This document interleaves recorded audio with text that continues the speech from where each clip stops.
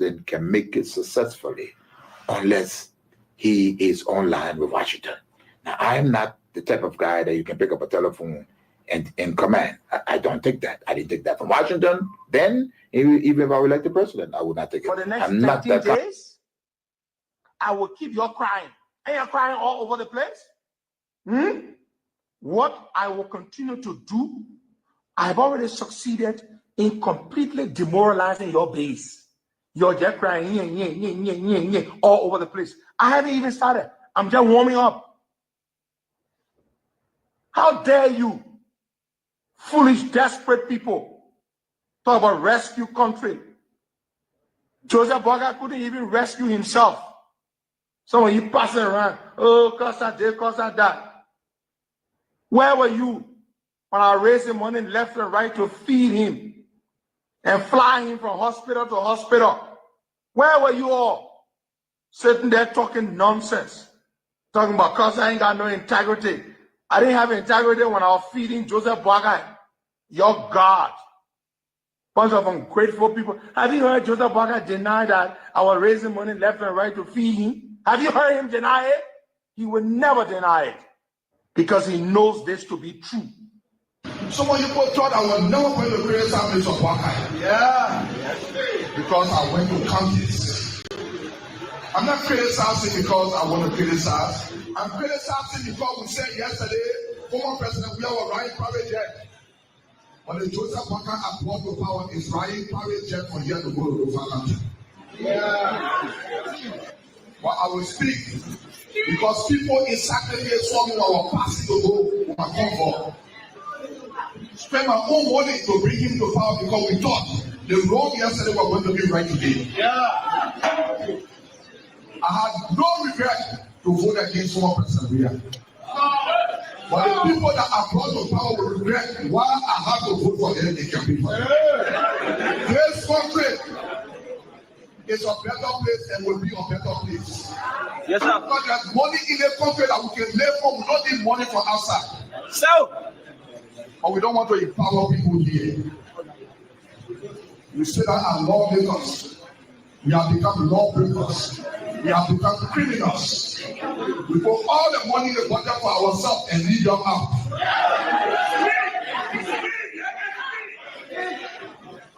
I want to challenge some of your lawmakers. Some people say they want this senator. They're breaking all the law. The law you mean you're breaking the law, but you want to go up. We know it. You know why people want to go out? Because they want to increase the time. They say they're too short. You cannot be a cancer, then you want to run blue. You cannot be a lawmaker that disrespecting the law that we made ourselves. Then you say you want this senator, and then you waste your time. Nobody here can be for the government economy. But when we can be for it's not happening, and it will never happen. The only thing they are there for, when last people from the government came and said, sanctify people, don't know what I'm saying, give me 1% I want to go in law. But they sit down over there, employ their family post because they need work. And now the person that needs work, and the person sanctify post in the water. We employ our family post, but some people are happy. Because it is the time to be happy. It is nobody time when the country is not better. It is everybody time when the country is better. And we give this as a challenge to all of you people. 2029, we may be on the ballot for the presidency. Where we will come here.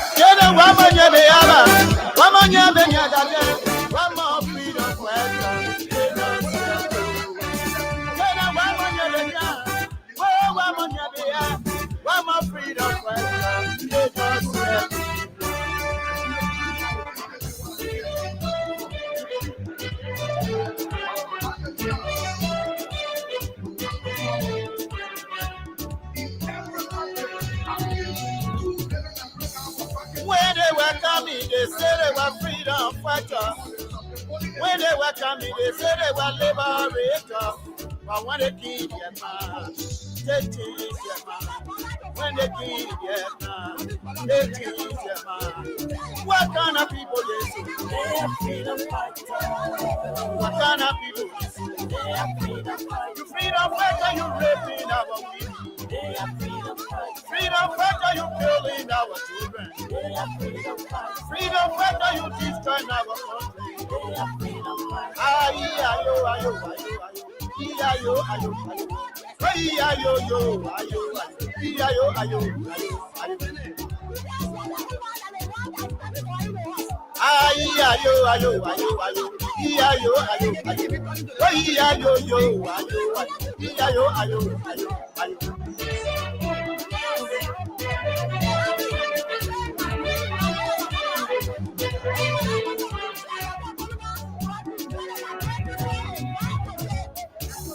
When they were coming, they said they were liberators.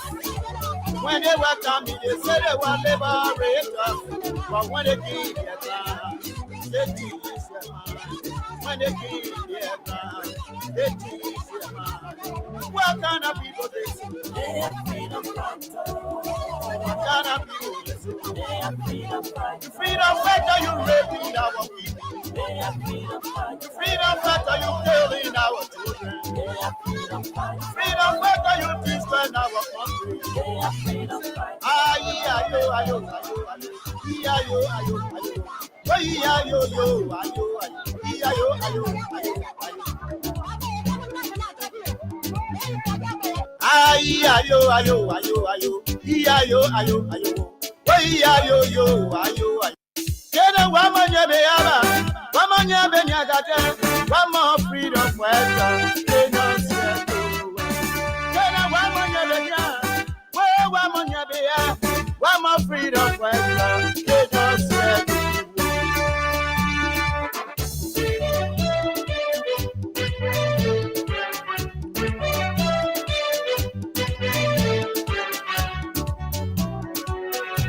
Oh yes, indeed. What a great day. They were coming, they said they were freedom fighters.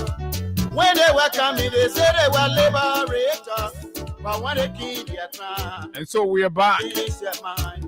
And of course, it's the rainy season. It's not much a surprise What when you wake up to a cloud, rainy kind of atmosphere in Monrovia. freedom fighters It's something we we all expect. And of course, we ought to prepare for. our children, These are not the ones that catch you by surprise. destroying our country. And Ayo, what a great day, what a great atmosphere. ayo, ayo, And indeed, a pleasant pleasure it feels ayo, ayo, ayo. to be right behind these microphones once more to engage Ayo, ayo, engage on the issues that matter to Liberia's growth and development. ayo, ayo, ayo, ayo, ayo, ayo. Good morning to the people of Liberia, a wonderful people, unfortunate with a terrible leadership. And this is the only problem we have right now, They were our leadership. liberators. We're very good people, I mean, they said they were liberators. But when they resilient, they change their mind. strong, In their time, they change and indeed, mind. What kind of people they so? They are freedom. that's why we're What kind of people they so? They the sweet land of liberty are fighting by God's command. our women. They are freedom fighters. No devil, no dancer with the devil, They are ever, freedom ever and ever. destroying our country. Oh yes, we're aware of the desire of the devil, Ayo, ayo, ayo, ayo, ayo. the devil's incarnate, Oh, ayo, ayo, ayo, ayo, ayo, ayo. to challenge, Ayo, ayo, to challenge the religious and spiritual. ayo, You know, sometimes when you get the news and you're like, oh, but what's going on? In Liberia, you can't tell people to pay money to serve God. Who are you? Where are you coming from? In Liberia, irrespective, but you look at the people face. You said before you worship God in the country, you will pay money. I mean, this is the simple way, the simplest way we can ever put it. This is, I don't even know. But you see, when we told you that these were demons in human form, you know, when people feel their life, they feel their generation, they feel their town and villages that they come from, they passing around in time, And you know, old checker player. That papa used to be on Kerry Square playing checker. Oh, like everybody know him more. Anybody who know Baga know that old checker man. And you know, on checkerboard player, you can be sucking Kinju. You suck Kinju, you play checker. So we will confront, we will resist these people. And look, me, I've told all of you that look, for as much as we are on this radio, in the cause of the people, we will confront you head on without fear nor favor. We will deal with the demons in these narcissists that have captured our country, and they think they can derail all of us future. So as you are plotting to damage all of us, we will be here. We will spank you with words. And folks, a pleasant good morning. Too many things to talk about. Lots of things happening in Liberia, and this is where you get the analysis of those issues making news in the country. The most fascinating.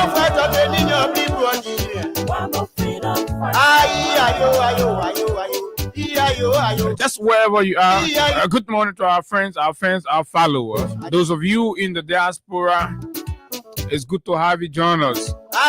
It's another good day from the nation's capital, Monrovia, our diaspora friends. Another day. Every day there's a kind of news we have to be telling you about. From our B-Bellet come to our church and our mosque. That they play Boston Alchemy. We're gonna, you know, see Pastor Jolly Ring. Imam there, Imam wear a gun. Imam wear their gun. The pastor wear their coats. The pastor and the Imam and the rescue people, they will be buzzing anyway. I rescue people that they will settle. That thing they will settle to go collect the permit fee. Not small bossy. The guys have reduced the country to a laughing stock, and of course, but it's not going to happen. We challenge you, we double dare you. You go put your face here, you can collect. You know, if we do God benefit in a country, you can say God benefit for do God benefit more pay. In fact, me I open some small mosque to my he got open small your can there. He say your man your can to my own mosque. Say your committee. A Baga says I'm can collect that. Then we'll know. Why? Okay, the country you say you get all the connections. So you get all the contact. You say that boys, you get men job to boys. Then you rusty men come here. Then you can't impose hardship on the people. We'll be challenging you. You can do nothing. At 9 o'clock this morning, we talk. What kind of people they so? They are freedom fighters. City of Hope. City of Hope. The freedom fighter, giving hope to, of course, the underprivileged.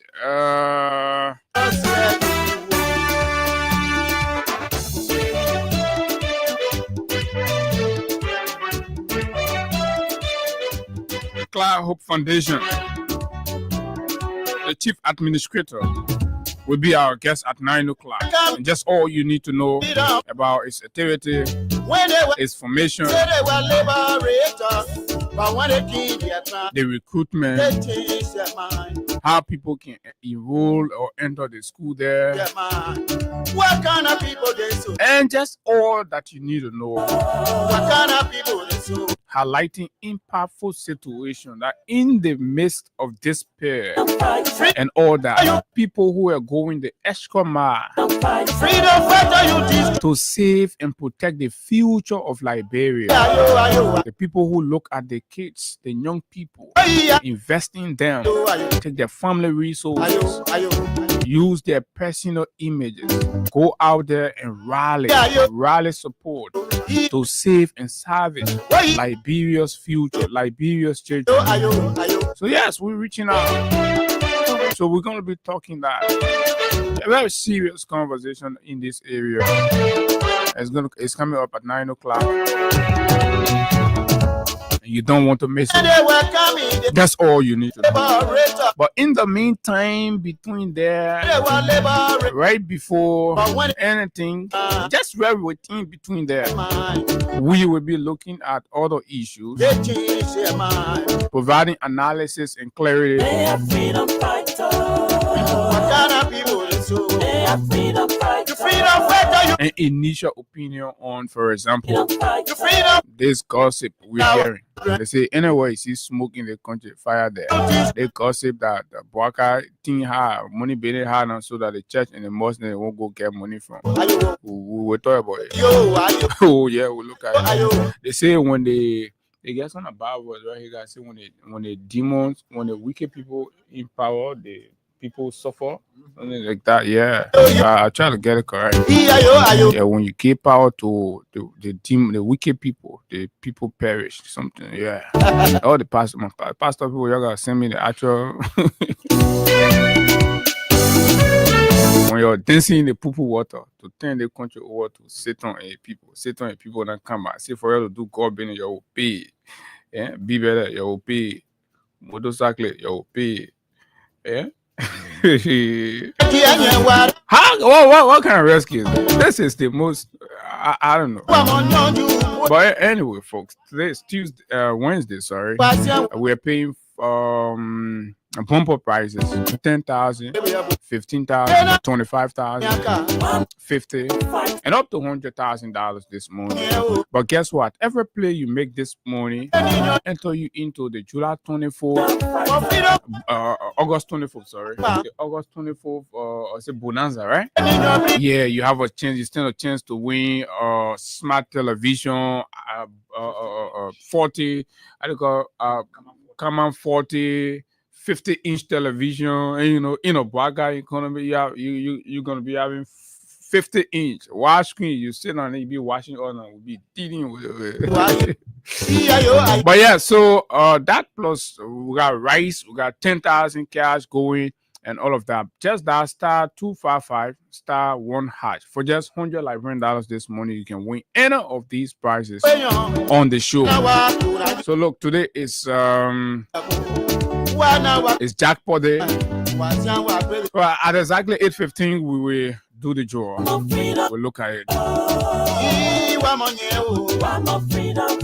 And so there is a campaign that is not all totally all wrong, but we have noticed some contradictions. So we want to say something about this whole anti-drugs campaign. We believe the campaign should have started. I will tell you why this time around the people now start say, making the whole thing, anti-drugs campaign, anti-drugs. Yes, seeing all kind of people then who are taking it to be that Clariton people issue, that the slum people issue, and they Clariton people let drugs be a thing, enter their home then. So my boss, they saw it like a slum people issue. When we're talking about it, they won't pay attention. They're too civilized to talk about drugs. That sedition issue, man.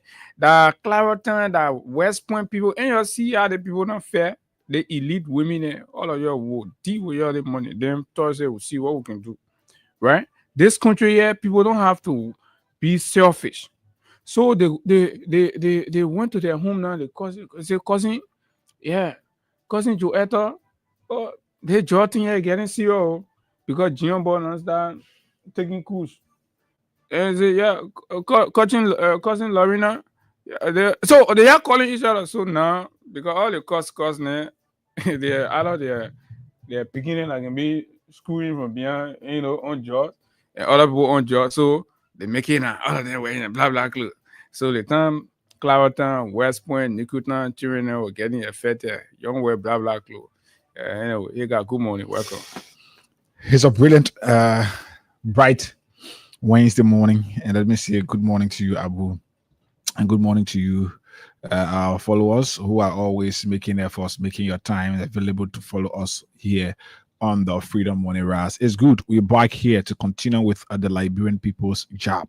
Let me say good morning to the former First Lady of the Republic of Liberia. She's there now in France alongside her darling husband, former President of the Republic of Liberia. And of course, their junior boy who is, who I'm told signed or should be signing this morning, should sign But why Alone. saying I'm too late? I got it. Yeah, so it's either it happened last night or this morning is expected to happen.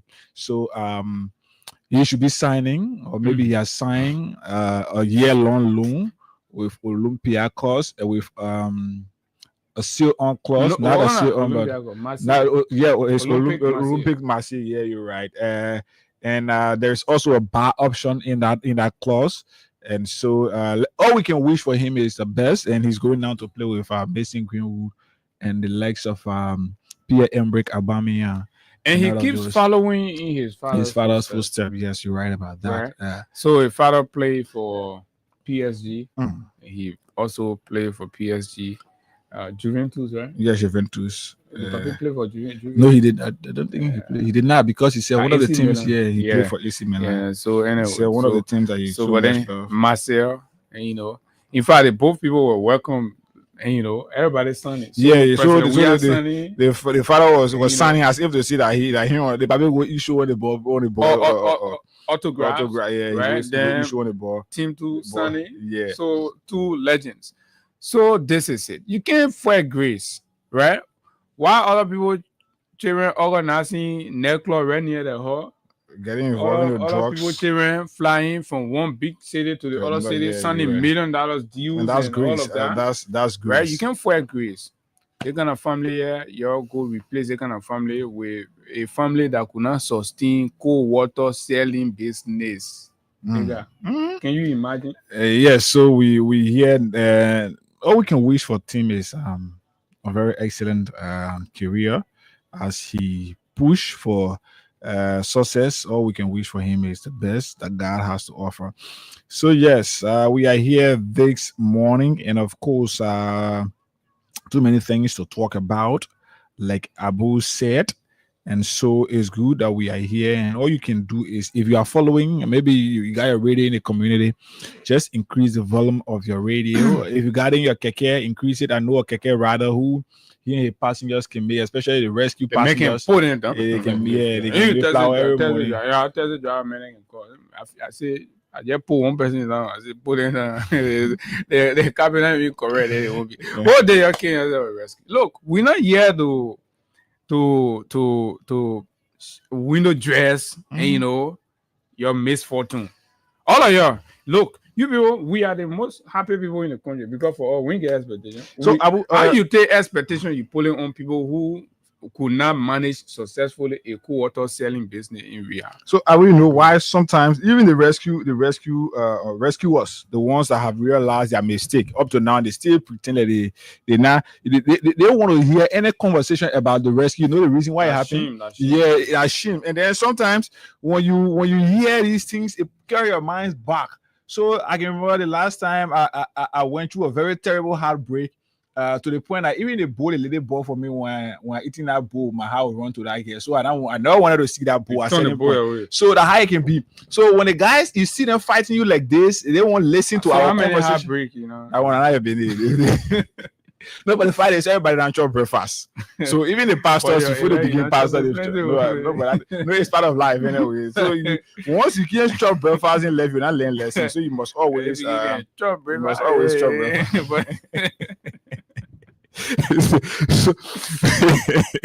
But it's good that we anyway, no problem. The men stay searching for the right person. So until we can find the real one, we'll continue to chop breakfast, and it's clear. So that's part of life. Man. Okay. Yeah, well, I'm Abu. So you'll be playing your cash giveaway, get plenty of money to give. So he got the pona made something. So I'm told, you see, God has a way. The whole thing, the Demon Empire has chakla. Stand on water spoon and Mo Ali and causing each other man. Then the Minister of Information, they're causing the media. Denying it. Yeah, denying the media. Yourself. So accusing the media. Yes, the funny thing about this broadcast. After you invited the guys because you wanted to show boot, you wanted to show off, and other things, you invited the guys over to come and carry your program live, or maybe one of your invitees invited them as well. He invited them. Yes. The people were doing pictures and videos for you previously. You did not question their presence.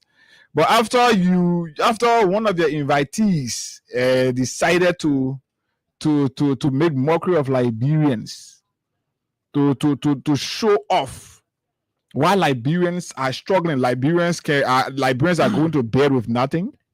When one of your invitees decided now to show off, then you reach at a point now where you say, then you start questioning the presence of the media. Yeah. When Jeremy Pierre started questioning media's presence at occasions like birthday parties and other things, these are things that you can do normally. Even when you're going to a restaurant and you're eating 25 food, you take pictures, you post it. But I think it should be on their page. I saw it last night. Yeah, none of the respond, but they except from yes, I think you can hear the Class Reloaded. Let's get that and thing. But anyways, he made an appearance on the Class Reloaded, that the useless platform. And look, let me just play here, guys. Let me play what John Corley, veteran journalist John Corley, I think he appeared on Truth FM yesterday. On Truth FM said about that whole thing. And people may overlook it or try, but it's serious. This is it, right? You don't run a government like this. Everybody, there is division of labor. There is, specification. There is, where people got to do what. Mm-hmm. If you see the government having the time, the fact that they have the luxury of time, right, to organize talk show and sit down, senior government officials sit down and run talk show, that means these people don't have anything to do. They are useless. Useless, because if you only say now in the office whole day on Facebook and thing, you got it. But if you busy, you ready working, you're right in there. When you leave, in fact, when you go home, you still have some work to complete. Yes, you don't get the time to go sit down on podcast for 3-4 hours. Mm-hmm. But you see, these useless people, right? Jeremy Pierre, Patrick Horner, Mo Ali, Stephen Johnson. How you call that girl with the bleaching stomach, the breaking vein stomach? Cornelius Cry and all of that. They say tune up a child in a way that when they get old, they will not depart from it, right? But Cooper Cry and his dollar, they don't follow that biology. Yeah, so because the child grew up seeing the power always in corruption thing. But corruption thing and government thing, because you're in government before. So they talking all of that.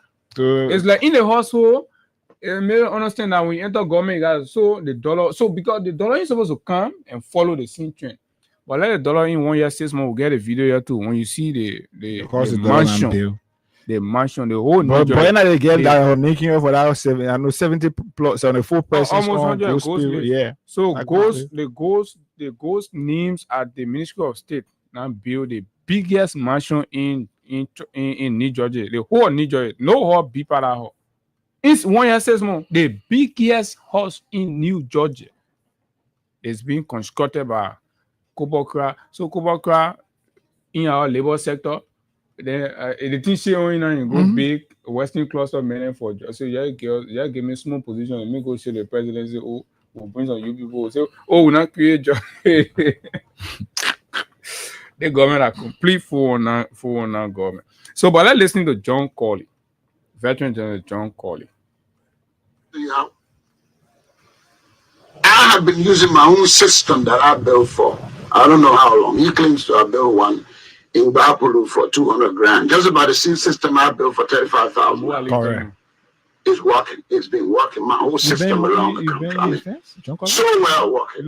But instead of sitting down overnight to think on these things, these guys are on the radio all day. Leave that with us who chose it. I just think they are too mean. So they're trying to mean you, Odile. So they don't want to give you anything for the kind of the reason you went to school. So Mo Ali and Patrick Horner, who is now my little brother, that who is now LTA chief, a government man. If they are going to be journalists, then what do we eat? How do we eat? Have we thought about this? These guys are destroying the media. We need money to survive. This is all of our country. This country's no commercials on radio. Appeal to the government people to leave the media with us. They are stealing our profession. This is wrong. They are denying us livelihood. What we learn to live on. If they are doing it, they will not give us contract. They got our money. This is our country's money. Their money not for they alone. These guys shouldn't be mean like this. Leave us, let's run the media. We will help you if we strike deals, but please do not steal our profession the way you're doing it. You're denying us livelihood. Younger people, okay, I can afford, but younger people who have nothing. Imagine that. Those boys have turned to beggars. Is that what More Than One? Is that what Patrick wants? Is that what Charlie Limit will want? Is that what what do you call the other journalist? The other journalist. You do Bagmore? No, the other journalist. Who's the other journalist? Delon? Talk show who? Man, a journalist or talk shows now. Senator. You got some of the money. Imagine if you ask you to tell a talk show, now you got your own, you're not coming to us. No, he have one of the highest followers on the Facebook. So when he say everything on the social media, it's okay. Empty. Went down. Today they got money, they got some government money, all the client loaded. But I'm telling you, these guys from all the clients loaded. The money feel the class loaded. You almost have a school. It came a time, right? They went down, right? So the guy hasn't said, but it came out when I said no, but they back now because right now they got some government money. The client is loaded. So Abu, John Collins spoke about something. That water faucet. That they built in 250,000. Yes. So you've been John Collins fence along the Kakata Highway? No. Oh wow, you got a very nice and decent place. John Collins got a place that's where he got a radio Zimane in fact.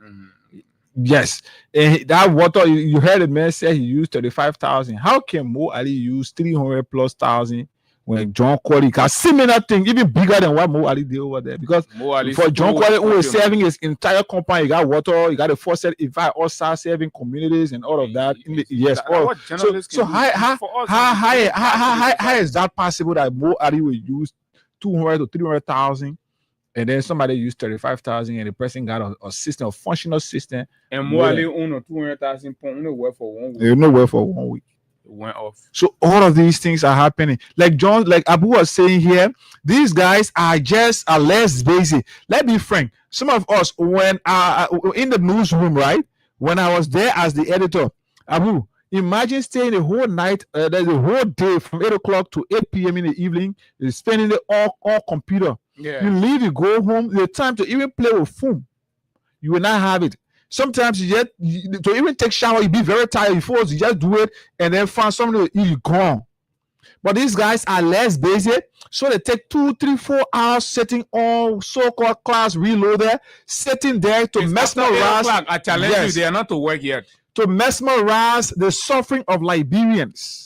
Why? Because they've lost track of the real thing. I listened to that useless thing you'll get to Ministry of Information there, Daniel Sandos saying, oh, the government will ensure that they evade the CDC. How is evading CDC from the party headquarters? How is evading CDC from the party headquarters in Congo Town going to transform the lives of the living or the lives of Liberians? How is that? Okay, we agree to it. Let CDC leave from Congo Town. No, but how is that going to transform the living conditions of those you promised to rescue?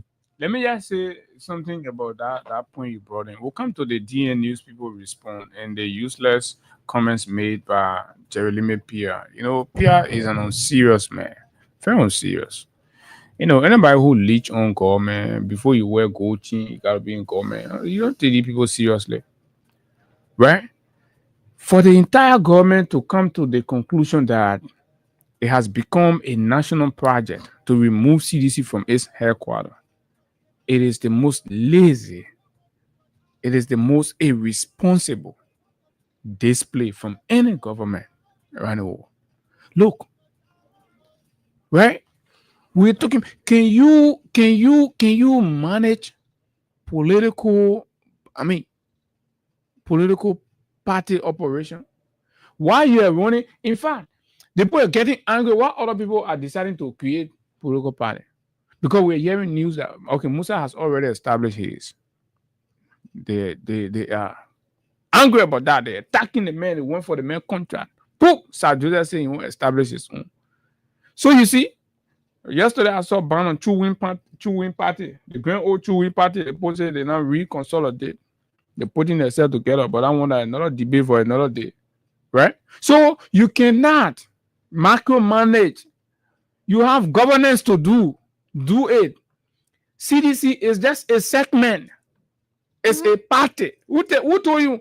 But you United Party, you are so useless to a point where you kind of, I don't know, forget about it. Oh man, you guys and forgetting sickness, sleeping sickness, and all kind. You'll be making me very. I'll be talking some bad thing and what I know about that puppy. You'll see, right?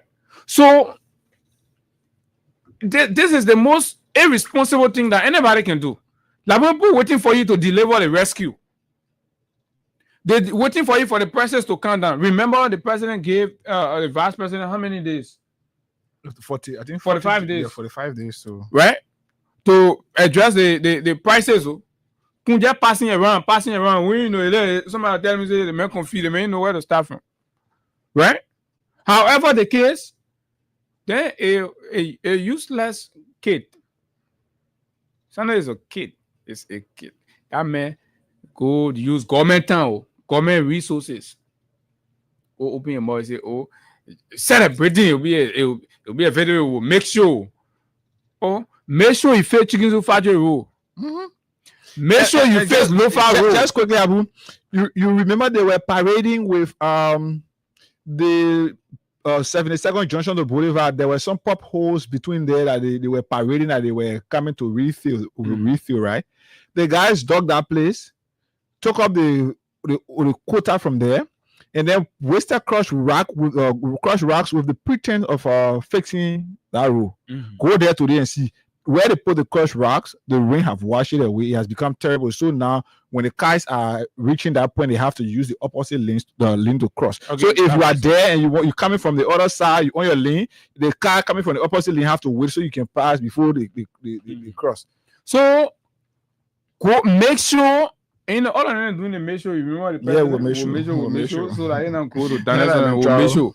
So y'all go make sure and face the Lofa County road. Make sure and face the Chicken Soup Factory road. Make sure and face all the road in the southeast that you promise. Or you say you finish facing the road in the southeast. Your NTA people increasing the fares to travel to the southeast. From 3,005 to 4,005, from 4,005 to 5,005 to Maryland Harper. So Maryland Harper people, that yourself will tell yourself. So you can't lie to government. That's what this guy Isaac Do always says. And this is reality. Now, look to our friends in the media. What you're seeing is just the beginning, a tip of the iceberg. For us, we've told you we will not do business with the oppressors, the suppressors of the Liberian people. The government want to use you. They want to dictate with you. The very young people that have been broadcasting and, following you all over. You went and act irresponsible, reckless, right? And then, instead of addressing your irresponsibility in a way, you blame the media. You see, it was unauthorized. Have PR threatening to go to court or what? And I want you to do that. I want you to do that. That thing PR was talking on that show, right? PR was drunk. The guy was excessively drunk that night. He drank a balance store from the birthday. So when the issue came out, he had nothing to say but to just talk loosely in terms of authorization. Are you kidding me? You're supposed to censor media operate, especially to a program that's open, an open program. You open your gate, you say, "Oh, I'm gonna come." Media, they invited the media. Then you say, but before they put their camera on anything, they must go ask you for it. Oh, Papa will come in, put the camera on this out. Then you authorize. Okay, then they put it there. Then when the movie from there, going on the other side, say, Papa will come in, put the camera on this out. Then you authorize. This is stupidity in the highest degree. You invite people to the program, the broadcasting. Then he said, because a scene there was captured, he said that was unauthorized. I mean, are you understanding that? These are the people that took the country money to go and Morocco to go. The people did not go in your bathroom. They did not go in your living room or never your invaded bedroom. privacy. No, they were outside in the fence where the visitors you invited were. So where else you expected them to go? In your bathroom or where? In your generator room? Like where you wanted them to go? So DNU has issued a statement in response to the claim made by the information minister. Me, I would keep telling you that PR are not serious. You who can be taking PR serious. PR say you $1 million to renovate the Ministry of Information. So many to Ministry of Information we said it yesterday. Say $1 million where? They play what we saying also. I say yeah, $1 million. So I say you get live there now, live can carry up. See. Hey, the people then, yeah. I don't know. Where is this the people I think I'm trying to get you got your connection there. The TN News. Yeah. Yes, I think I saw it somewhere. Yeah, except they want to see the ticket and they took it down from okay, no, okay, right here. Got it. It's right here. Okay. So official statement from DN News Liberia. The footage was, captured from DN News with Patrick Honor spraying money. Steal the country money, go spray it. And generally report it and say, oh, that other power not authorized. When they say they play with eating your mom, do that one, but they also say you're supposed to come for authorization. What part of the world you can hear that one? Clarification on coverage of the information minister's birthday celebration. August 5, 2025, DN News Liberia, which is to clarify that contrary to the statement made by Information Minister Jeremy Pia on the Class Reloaded alleging that we conducted unauthorized recording at his birthday celebration, we did not conduct any unauthorized recording at his residence during the event marking his 58th birthday. Our team was formally invited to the occasion to provide media coverage, and our presence and purpose were fully known to both the hosts and attendees.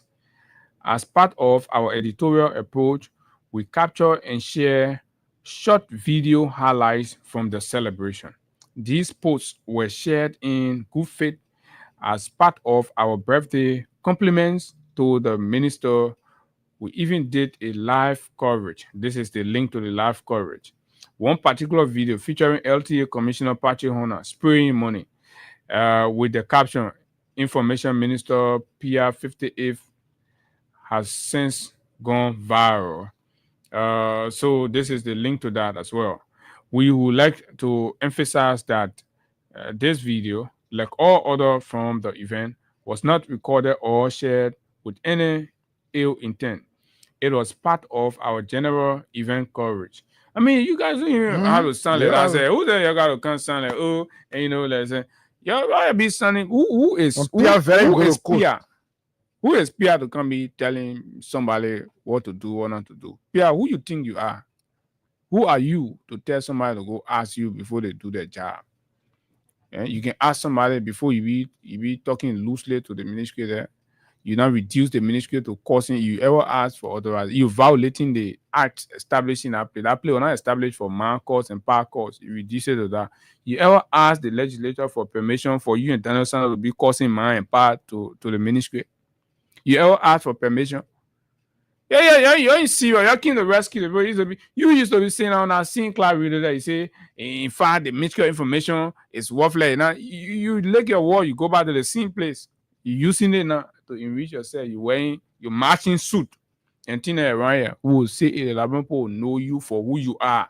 Anytime you see Pierre stand up, you'll be looking at him with an eye of just imagining the country money. From your head to your toes, everything that on here, your taxes you pay in the country money, the money that's supposed to go to JFK and other places, that what they can be wearing in those expensive suits, the shoes, everything. This is the standard they set. When the people were in opposition, they said leadership and governance must focus on the kind of clothes people wear, the kind of shoe they wear, the food they eat. So we will maintain that standard of evaluation. We will maintain it. So when PRN goes somewhere, and you see Bouaka, the time Bouaka was not president, he used to wear those kind of nice clothes. So as soon as you see Bouaka standing somewhere, just imagine, just know say, hey, now country money going there. As soon as you see, he had a brown, how to call it, flowery shirt. Yeah, regular. That brown. You know that brown thing. That brown. Most of the heavy trousers that he used to be wearing. Most of the when they say, oh, United Party, opposition United Party come and speak to the press, that shirt, Bouaka always the way. That shirt, man, always. But this time, public can change 3 times. Customer shirt, JMB. I have seen and then Katumu girl. The foundation, everything is that. So, but yeah, folks, this is it, man. We finally lay that one down. Let's come to the issues of governance now and the way they're proceeding with our country. But just before we do that, remember the cash giveaway. Bumper prices, *255 *1#. *255 *1#, and you're good to go. You qualify to win 10,000, 15, 25.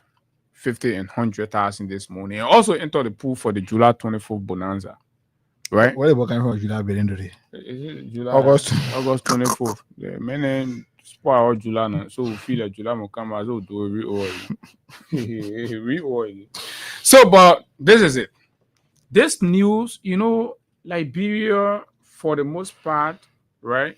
Whether in actuality or just by expression, has demonstrated a country of religiosity. Liberia can do all the things and the finish for religion. So the news or the gossip or the rumor, in fact, it was reported by Spoon TV, right? Did you follow? So Spoon reported on yesterday that it is whispered in top government cycle that the rescue government is intent on imposing fines and what? Permit fees on the operation of churches and mosques in Liberia. So, by parity of that, you know, revenue reasoning, anybody that must operate a church or a mosque in Liberia, right? You will then have to pay a certain fee that the government will determine, and the government will then issue you a permit permitting you to operate as a church or a mosque in Liberia going forward. It is a rescue agenda project, right? It's your project. This is part of what they have determined to offset the USAID and other funding suspension that have created gap in the financial flow and all of that. So this is Gafuanomics, right? That Gafuan economics there. Impose tariff on churches, on religious organizations. When they finish, they will go to the zoos and the boudoirs. To be zoo in the country, you pay. That's small. Small. I think that one said it already started. They already started. Yeah, I think the Internal Affairs Minister, they did something, I think. Yeah, so they start collecting the zoo, they want to feed small, they see in it. They say, oh, but there's potential here. If the zoo then can pay, and you know, very soon prostitution will be legalized and you get paid. And all that thing you're coming to say you're going to do for just the way thing going to then the people will legalize marijuana. These people will legalize. Did you imagine in your life that Liberia will reach a point where people will even think about asking church or mosque to pay fee? Did you imagine? No. So do not be surprised any day once Bouaka is state president of this country, that one day they will start sending people on the radio, start mesmerizing and lecturing about, oh, you know, marijuana, that help, that medicine. As soon as you start hearing that debate, just know say Bouaka won't legalize marijuana. Soon you legalize marijuana, and then your whole job advocacy die. We can be telling you, but this is it. So nobody have phantom. So it is an express fact that the government lacks the wherewithal to attract the relevant investment in this country to trigger national development and ensure the functioning of the country. So now they're transferring burden, and it is indiscriminate imposition of hardship and burden on the people. Is that a government that's serving in the best interest of for the happiness and well-being of the people, that you are trying to put a price tag on our salvation? The government is putting a price tag on the Liberian people's salvation. I'm searching to see how many countries require permits for the operation of church. Or But mosque. our case in their case will not be the Are you same. not even finding it, Abu? Our case in their case will not be the I am same. not even finding it. That's Right? what I'm saying. How do you take such a very demonic from under the water? These kinds of policies or ideas are satanic. It's in a satanic war. You go declare prayer. You ever pay the pastors and people who are praying? You ever pay them? Even if you pay them, my friend telling me that, you know, it is indirectly a kind of statute that the government will have to exempt religious organization. No religious organization will be paying tax or paying permit fees and things. This thing is serious. This government, these heartless people, you can't say economize, can't talk about economy, you can't do economy business with our God business. We're talking about a year after our salvation. You can't come up. So in case we ain't got money to pay the permit fee now, so about we not serve God.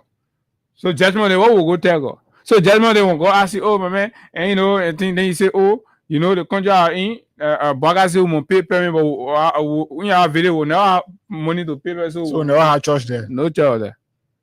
Oh, this thing is serious. So just wherever you are, imagine, because look, folks, that the Antichrist days the Bible talk about. Exactly. When they started start doing small things with the gay people. Sonny, but I let how like people came, and you know, so I let how the people, the United Methodist people, man, they post stood up. Now we have the Global Methodist. There are people in there, right? The Global Methodist challenge it, stood the ground, preserve the culture and tradition of this country. That no amount of money, no amount of desire by the government to just get money from anywhere, say I will dance with the devil. Do you know the interpretation of dancing with the devil? You go for devil money, you go for devil people, you go anything that the devil approve, you will do it. But the people must rise up to insist that these things will not happen. No, there must be no price tag to worshiping or to serving God. The foundation of the country. That God people sat down. They didn't take the formation of Liberia they carry in a necklace or somewhere to go do it. It happened in a church, a sacred environment, a God era. You pay God, you pay permit fee to God for that one. You back you pay permit fee to God for you to go in God on the area, and God provided all of the spiritual protection and guardians for that thing. You know the kind of power God can use to save the country. You can pay permit fee for that one. This is not a pagan republic, and this is not a country where paganism is at the height, and then people can minimize God business, start to rationalize God. No. Yeah, we are extreme when it comes to God business. So the team, wherever that thing is coming from, it must go back to the sender. Because if you try me, I'm predicting if they try me, I'm not bossing out cancer. So the thing is, for me, Abu, you know what I'm looking at? I'm looking for the day where all of those pastors who are on the bull, serving as bull chairs, bull members, and all of those pastors, I'm looking and waiting to hear their reaction to this latest development, if indeed it is implemented, or when plans to implement it starts. Because this is what happens when people who should be leading the flock of God, when they decide to prioritize their interest. One reason why Moses did not see the promised land was because he decided not to obey God. Decided to deviate from God's instruction. So now I'm waiting to see people that should be speaking. The religious council, the Christian council, the Liberian council of churches, even the Muslim council. I'm waiting to hear what will be their own take in this thing, Abu, because they got no moral rectitude at this point to speak into this case. They have no moral standing to speak because they've sold their integrity to the board membership. They've sold their integrity to the bull-setting fees. They've sold their integrity to praise, sing the president. So at this point, they got no moral grounds, no moral standing to question this devilish action of the Boakai's regime. This is, I'm searching, like I said, I've searched on the internet. The team man said he get the earphone now, so you can. So I have searched on the internet to see how many countries in the world requires their citizens or servant of God to ensure that they get permit before operating their place of worship. What happened during those days when Paul was then saw when they used to crucify the churches, they used to crucify the Christians. This is what is about to happen. Boakai and his gang are setting up a cartel. This is an antichrist mission. When Boakai said he was going to dance with the devil, he's not yet tired. That thing he told us, say that fast and pray. That was a mockery that he intended to make against God. Or I should say make against himself, because he can make mockery out of God. So Boakai is about to introduce the antichrist in Liberia. Then other African countries will use it. Don't forget, this is just a clear mission. Imagine now, churches will be compared, mosques will be compared to go and get license. The government is going to determine whether you operate church in the country or not. Imagine now, when was the last time you ever sat and even thought about that? How sure are we that prostitution will not shortly be legalized and government start asking our sisters for permit to go do prostitution? How sure are we that this thing about same-sex marriage will not be legalized? Because the government is hungry and looking for money. So anything I get money, the people will follow it. That was just a test case when they started with our Methodist church thing. That was a test case. If Liberians were going to sit and observe and say nothing about how it started, but now Boakai have accepted money. The same way America promising that when you decide to build war crimes code, we'll give you this amount. Say the people decide and they're not doing it, but Donald Trump can get interest inside that how the whole war crime code been here is nowhere. So my main prophet can see. So this is where we are. Antichrist is about to be introduced in our country under the Boakai's regime. How many of you rescue supporters? If you can go to church, you are a pastor, you are a mother, you are a deacon, an evangelist, an apostle. How many of you, when was the last time you sat? So imagine that you are an apostle, you're supposed to be planting church from district to district, from place to place. You're supposed to be planting church. Then the government tell you, say, before you plant a church, come to oil and get permit. So if the government decide that they will not get you permit, church that you will not operate church. So I mean, by our standard is like Hagar says, antichrist, and of course is for us, it is unfathomable. Islam does. I mean, these things don't happen. When these things happen, there are scriptural verses that I'm going to read from both denominations, Christian and Muslims.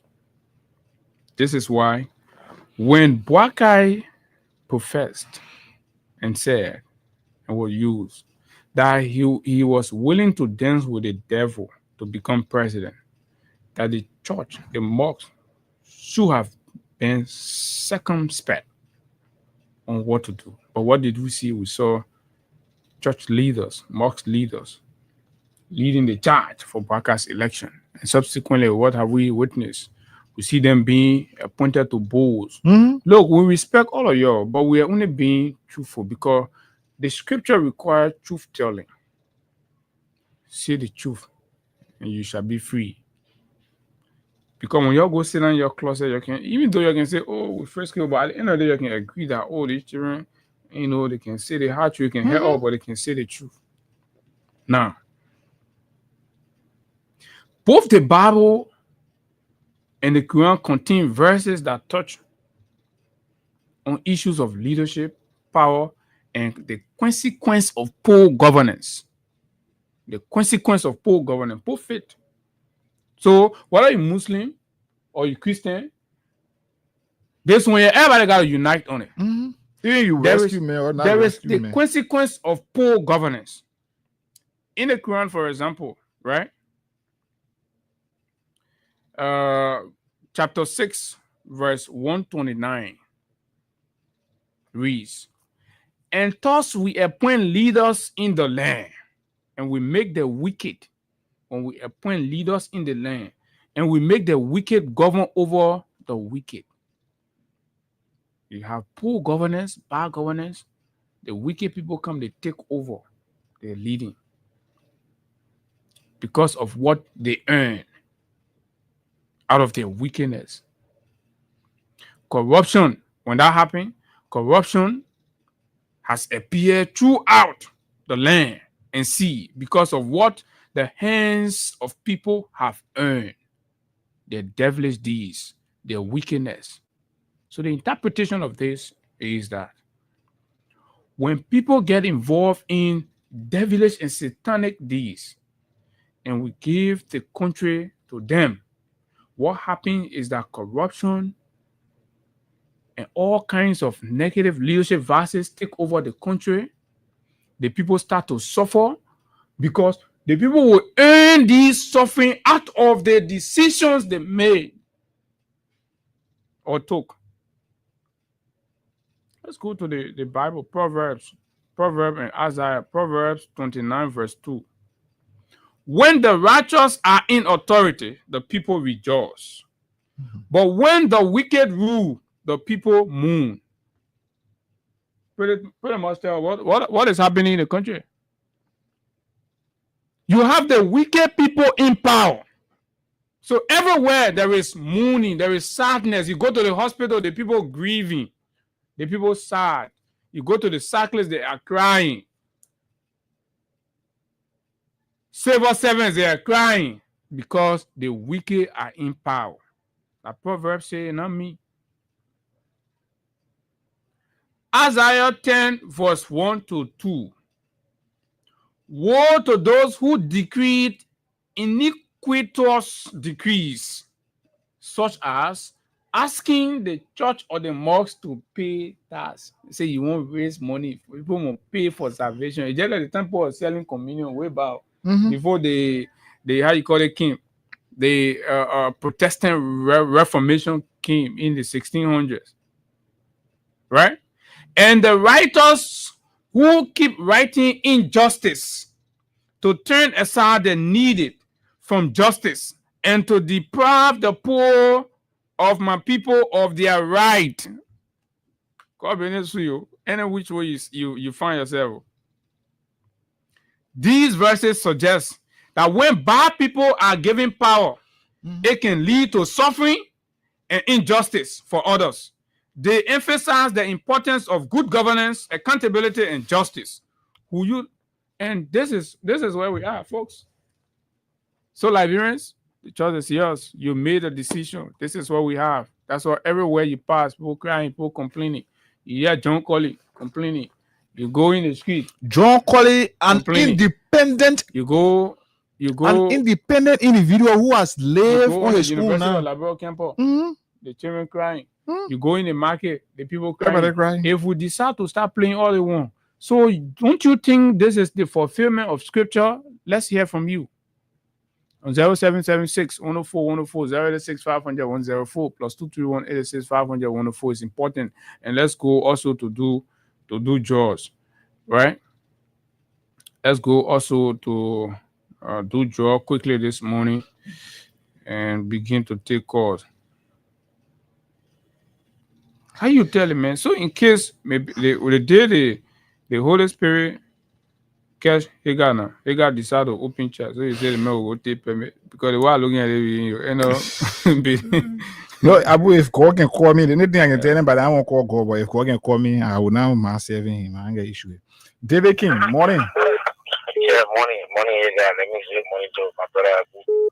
Morning. Yeah, brother, you guys couldn't have said it much better than what you guys have said this morning. You know, the Bible says that whenever the wicked lead, the people suffer. And we can see that the wicked are leading, and this is why the kind of what really struck me this day to listen to over John Colley on True FM. The way he spoke, that man have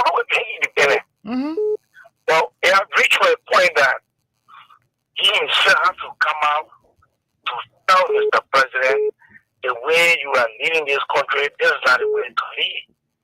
Everywhere, people don't even find food to eat. What do you think? Do you think the churches and mosques should pay permit fee? The trend that they are taking, Waka downfall is about to come. And for you to put more on God, Waka has shown the world that he's so devilish to the extent that he will go and ask God. For the town of Abu, they are 40 years plus. I've never seen or heard that churches and mosques in Liberia have ever paid tax to government. So All that right. they are Thank you. that the public banking will be too. Thank you. Hussein, can we say you Thank you, know well, Billy. right? Let's talk to Hussein. I'm sure Hussein has recovered now. Yeah, They say you know well. yes, but thanks be to God, Abu. Picking up. Yeah. Good man. Yes, you okay now? So, yes, I so call. that you carry yourself to hospital? This is Hussein Keo. I call from Batesville, HK. So you move from Peace Island, the water. If I just call the corner, I don't want to give you the time now, but the people told me that you were. Yeah, no, I will not have the stamina to go back and forth here. Why you I will not have the stamina. Your body not okay. I will let me go ahead, please. So this is not a justification the point you guys are making. But I was going through some research and I noticed in the great United States, people are intended before opening the trial. All right, go live in the great United States. Yeah, that's the great United States. Yeah, we in the great United States are okay. So the scene. Good morning. Morning, Abu. Morning. Go ahead. Let me say good morning to you. Liberian kids is a great United States. I'll be looking for dinner. We're not paying permit fee here. You're trying. So, go ahead. So Abu, so Abu, I listened to the conversation and it's interesting. Well, for me, I don't want to tell the government. For me, I'm a Catholic man. So I want to see the day where I'll go to church and because we don't obtain permit and I want to close our church. We want to see that day. But you come to church close. Gary Kuma was saying, yeah, you people. So what you do? So the tax. You can't fire government. But I thought the paper they have quota now, Abu. So where the quota go? The quota, that's when the quota advance there. Okay, man. Okay, so but this is actually very serious, man. I mean, yeah, let's talk to this person. Everything it makes sense. Morning. Then that's yeah, it. good morning, Brother Abu and Hika. This is Samuel Lakupo. Okay, Samuel, go ahead. Yeah, I'm calling from Howard. Okay, the issue about the permit issue for the churches. I think, for me, I feel like the government is trying to get a few people. It's not just about getting permits or if you check. Few people, including you. Yeah, including the former president too now. Is that? So, but So how you won't get a former president? He say, you'll be taking off people president will go up. For me, I'll go for my permit as soon as talk about it because I won't be talking. I don't want to. They will not get more than 200 US or 500, but we'll go by one permit. But the thing is, this is the first time to see. I mean, when you go for your permit, not small fire, you fire. Yeah, I get my permit out. Nobody can stop me. I will begin to fire because this government they will not do evil and will close our mouth in the name of we are Christian and we are religious people in our own business. These are things that been happening, and all of these big pastors they have their honor ground support to government. We don't talk about that. But as soon as you start talking about government, they will carry your inbox. You did thing here, and the government they focus on the ministry. No, spirituality is different from being but the government are disappointed. Shut up. Isaiah chapter 6. Okay, Samuel. All right, thank you. All the phone ring you. Hello, good morning. Yeah, good morning. Good morning, let's hear you. There's a lot of news here, party. May we suspend all the this is the young evangelist, Pastor Ralston, recording from Dima County. The way you already young, the government coming here, my brother and said we don't want to call and we have to call. because as you just read the scripture just now, you know, when the wicked people is ruling, how the nation go. And the government forgetting to know that those that will go against the word of God, they are enemy to God. Mm-hmm. So if you say people that pray for the nation, even praying for you, the president, to teach, to get on the rev path, if he's trying to tell us we must pay tax, that like me, independent of me, well, I have no branches and I have no support. I build my church based on the Almighty God's screen. But any people can pay tax. You got me set benchmark for offering and tithe in church now. Yeah.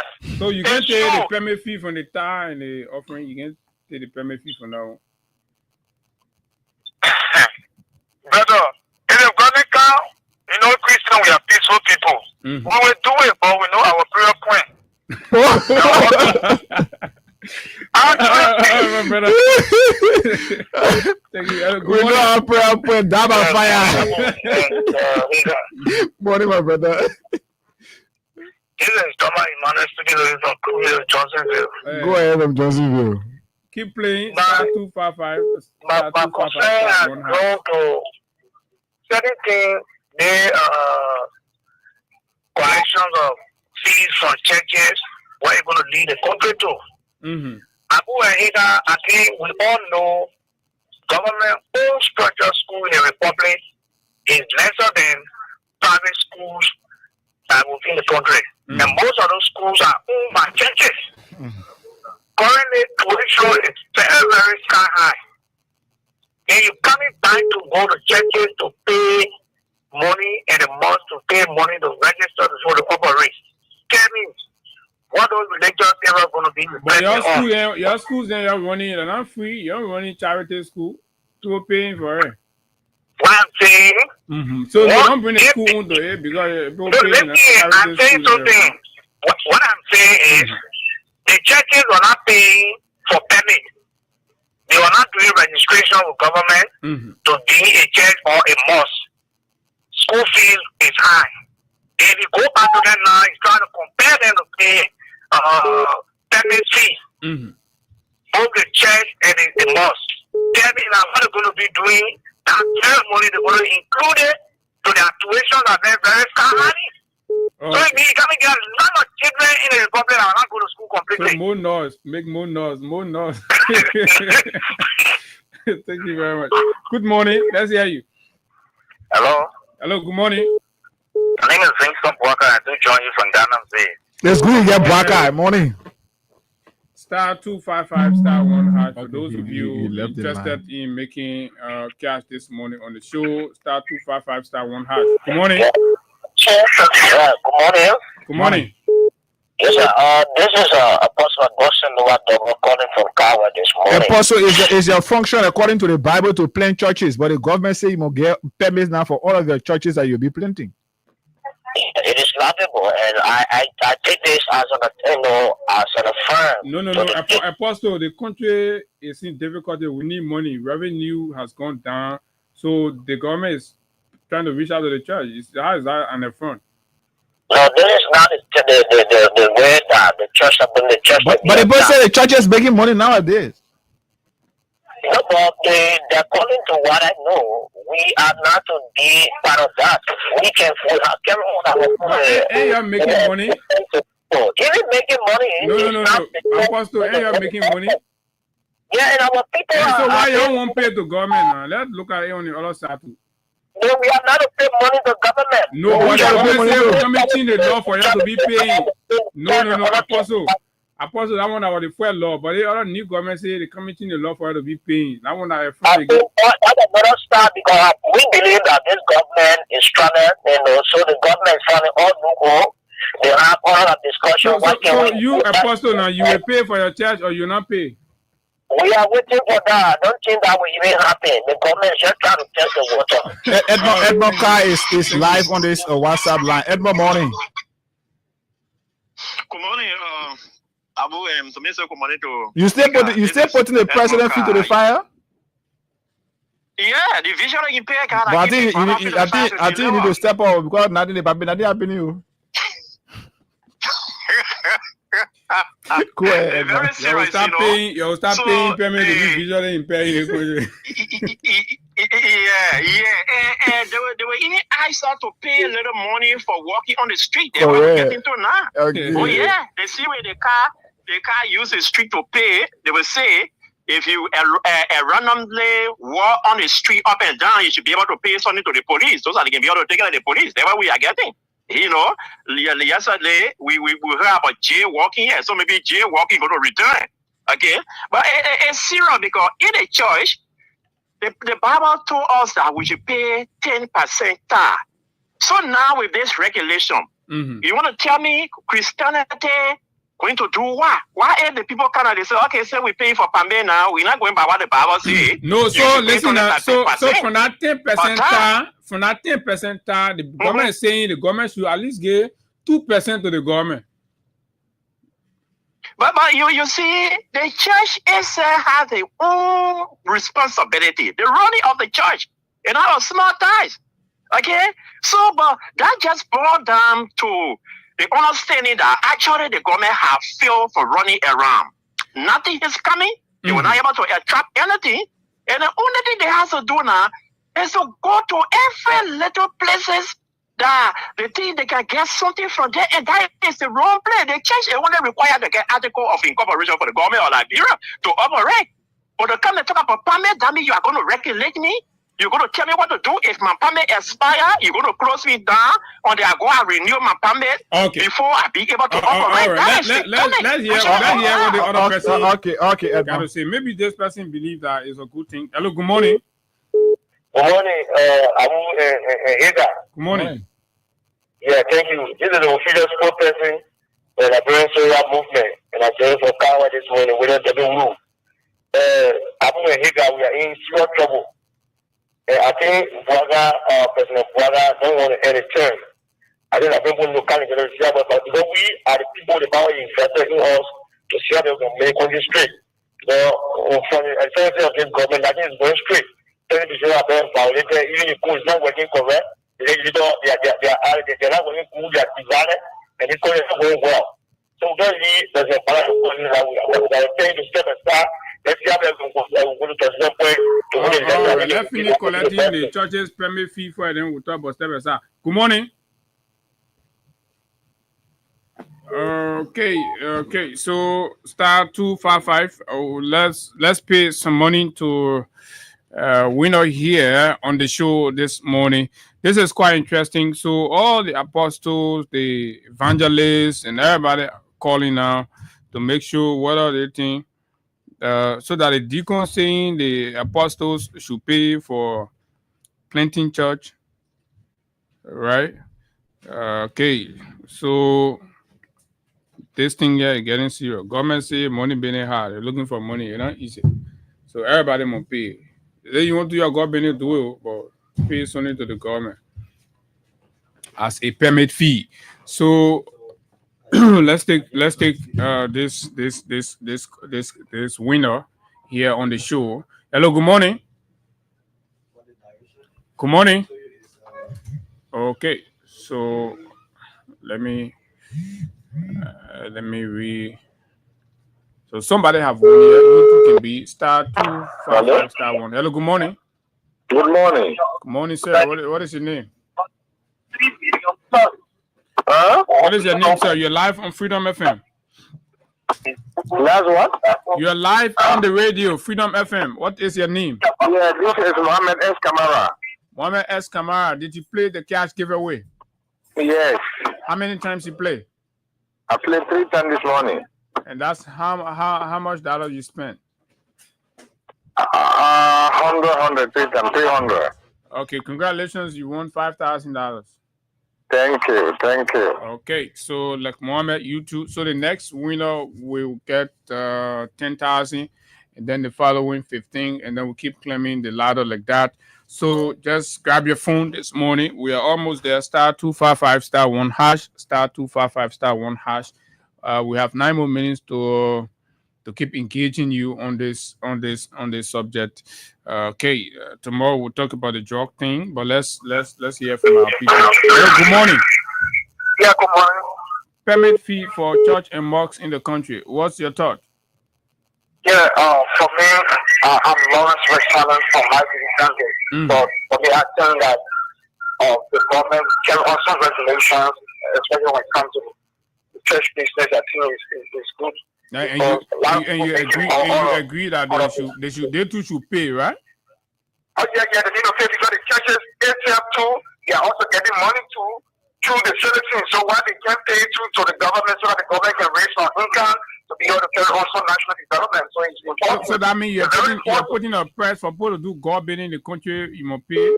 Is that what you're saying? Oh, but even the people that do the God bidding and using the church for money, you don't know the church is breaking the people down, the citizens down in the country. The citizens tell you that when they complain, say the church breaking it down. But brother, you can see it when you enter the church, you will see the pastor, even they kind of car the pastor. Are you in church? Are you going to church? Do you have a church? My brother, for me, I used to go to church, but when I saw that most of the churches, they are not doing the will of God, I decided to walk by myself. So you wash your hand for him. You wash your hand for him, God bidding. No, I can pray. I got the power. I pray, and the man, my family will have it. All right. Thank you. No,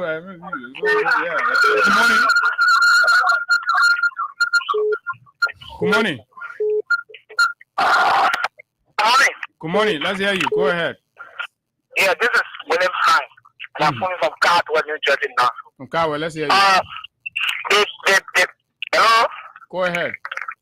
Yeah, the president or the governor of Liberia calling for churches and mosques to have a permit is a great idea. Okay. You know the reason? Yeah, it's a great idea. But there's going to be a fee attached to it. The churches, hello? Go ahead. Yeah, the churches, the members of those churches, they are all Liberians. Some of them are ministers, some of them are government officials.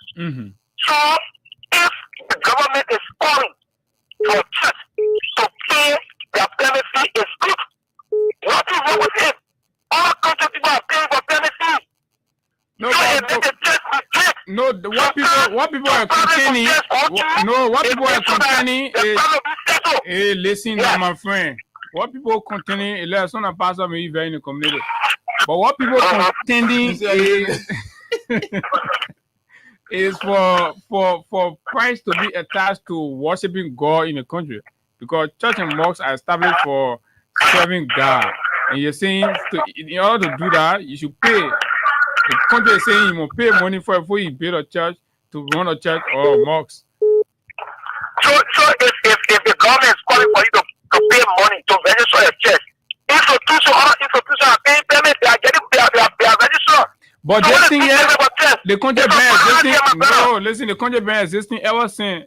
The country not asked for. Yeah, but the country been listen. If fucking call go pay the payment, we are not backing. So wait, listen. When the independence, the Declaration of Independence was signed in the church, y'all pay payment to God. No, but we didn't pay. Listen, and then why you want God people to pay to y'all? Hello. No, y'all pay payment to God. Y'all go use God. Then y'all say,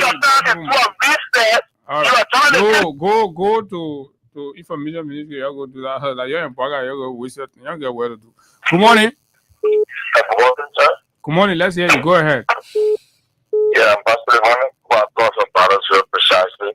Yeah, Pastor, it's good to have you. What's your thought about this conversation? Yeah, firstly, it's just that we don't have to talk about. Pick up the time we have to talk this. If I read Malachi 3:8-10, Ezekiel, a man rob God and go further than say, "Oh nation, the government itself should be paying tithe to the church. It's to bring here your tithe." So the one you ain't somebody was working something on this to you there about America. In America, the government gets stuff to this, to the churches. You should be time. So when you get the okay, that means from Malachi, from what you're quoting from Malachi, it should be the other way around. The government should be paying tithe to the but the government saying no, you should. Government saying no, you should pay payment fee. That is a wrong act. It's very demonic, like you said earlier. Because if you read Ecclesiastes chapter 5:9, it says the profit of the earth is for all people, even the king eats for the fee. So the government eats for the fee. Why the church eat for the fee? the church eat from the government to eat from the church. They eat from each other. All right, Pastor, we'll find time to talk more about it. Time, *255 *1#. We have so the money here for you to get. So all you have to do, make sure at least you have $100, right? Like the other guy who just won, and that's *255 *1#. Very shortly, we will go to our guests, but let's hear from Poker Robert, the man, the critical Poker Robert, yeah, but Poker, yeah. So let's hear Poker, but Poker, a political man. I know. Anyway, but Poker, let's hear you. Poker, you go to church, they establish a fast first. I'm born servant of the Almighty God. Born servant of the Almighty God. Yeah. So the regime is saying you have to pay now to serve the Almighty God. What do you think? They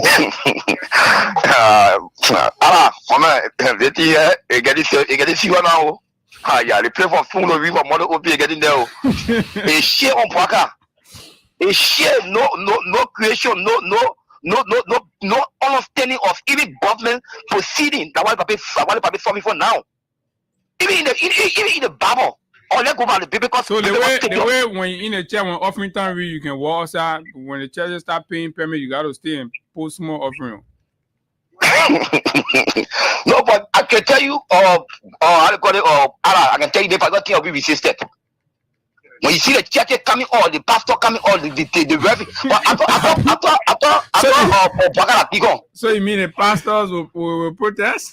They'll protest. Oh no, but what you see, Allah?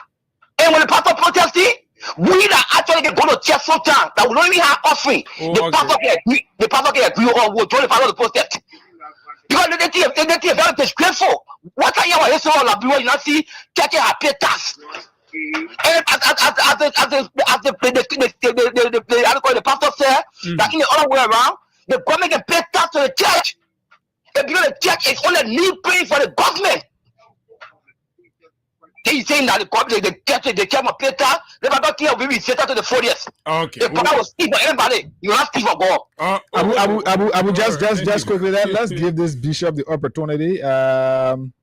He's been making efforts, but we hope that he can get through my personal line. Just send him my personal number. But guess what? I just got this information from a pastor who said the churches. But you can continue to play your cash giveaway. We will be giving money very shortly. *255 *1# for you using the smaller button phone, and then *255 *1# for those of you using the smartphone. Once you do so, enter the currency, whether you're using your LG, the $100. When you're using the USD account, the $1 then you $1 USD, then you stand a chance to receive between 10,000 here this morning. So the pastor say. Okay, come here. Let me just squeeze. You don't take Jackson on the time. We're begging you. Hello, good morning. Good morning, Abu, and good morning, Hega. Good morning. 30 seconds you get, Minister. This is Jurasano. Yeah, Minister, go ahead. You know, normally when LRA goes to collect tax for a business center, if the owner refuses, LRA can lock the door. Yeah. Okay, you can pay the tax. So in this instance, they go collect tax from the church or from the mosque, and the mosque or the church refuses, so they'll lock the door. Yeah. So and when they lock the door, you expect the Muslims or the Christians to go and pray out of their building because the government has locked the door. Will that work? Of course, at the government, you gotta respect the government. Okay. You are saying without work, I'll go to Gary Street or anywhere to pray Muslim people in their large number. They say you close the prayer down because the imam not pay tax. So pray outside, right? Yeah. Or the church, the Christian them pray outside, right? Okay. Anyway, you know, there are certain things they are not enforceable. Okay. You say now I have to say when you enforce it, when you enforce it, it won't happen. All right. Thank you, Minister. All right, Minister. Let's talk to this bishop quickly. Bishop, morning. Yeah, good morning, Baker. You live on the radio. Go ahead. Thank you very much. This is Bishop Chipo from Dingsbury Red Light. And I'm very grateful to see you people coming up with these topics. Normally, I don't call. But you see, the people want to silence those that really want to follow God. When they listen to the Omar, our former vice president and former president, when he made mentions of relations of churches, and that churches should register under the Liberal Council of Churches, what came to my mind was Liberia Council of Churches have already been captured by the government. For this reason, they want to see those lower churches that already open their mouth to speak the truth. They want to immerse them under the Liberia Council of Churches so that they will be silent also. Because if Liberia Council of Churches step on you, you will not be able to say anything. Okay. All right, Bishop. We'll find time. Maybe Thanks a lot. I will use Friday to invite the pros and cons of this topic. Maybe one pastor. We invite one pastor, one imam. Yeah, one. So we can have a conversation. We can do it Friday. I'll be happy. All right, Bishop. Thank you. So Abu, Samuel Light is saying here, we the leaders of various churches have decided to set our prices or price tag on various prayer points. One, if you are going for prayer, so you can travel. So prayers for traveling, you'll be paying $150 US. Okay. 2, prayers for healing, you'll be paying $145 US. 3, prayers for mercy. If you want to go ask God for mercy, that $130. That one. Prayers for deliverance from Mary's spirit. If you get mommy water behind you and never behind you, that one I want to refer. So just be prepared that you will pay. So as the government is contemplating imposing permit fees on the churches, the pastors are designing their price listing. So if you're going for different prayer service, just get ready. So that's what I was saying. I said this is putting the price tag to salvation or service to God and all of that. But anyway, these are conversations that will continue. This is the Freedom Money Rise on Freedom 87.9. Let's take this short break. When we come back, we go straight into our conversation with the Clark Hope Foundation. This break.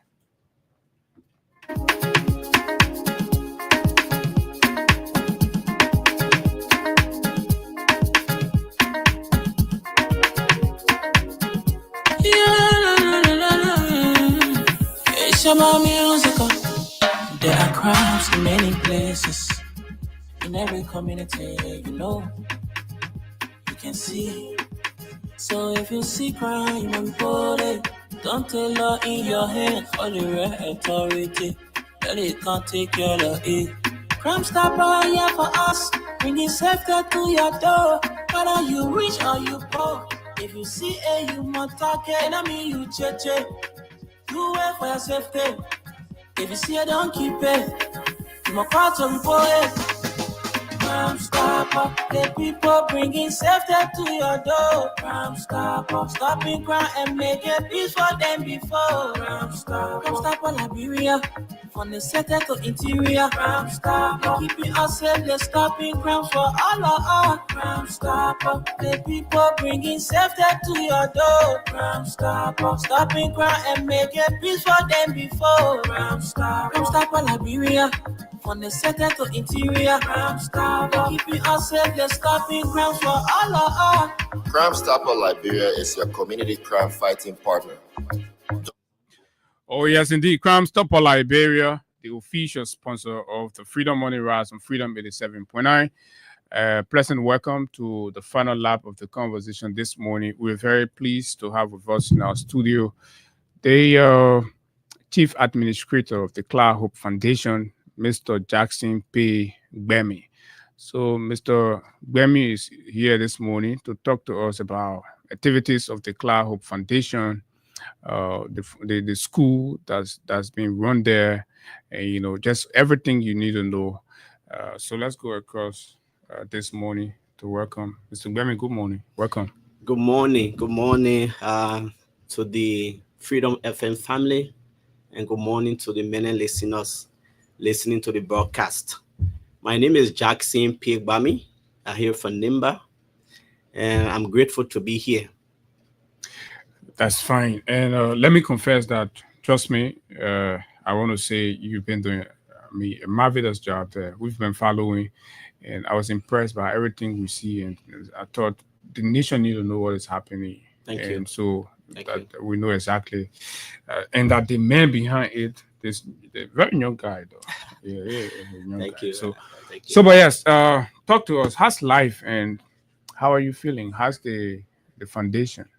Thank you. I'm okay. Like I said, my name is Jackson P. Gbemi. I'm here from Nimba.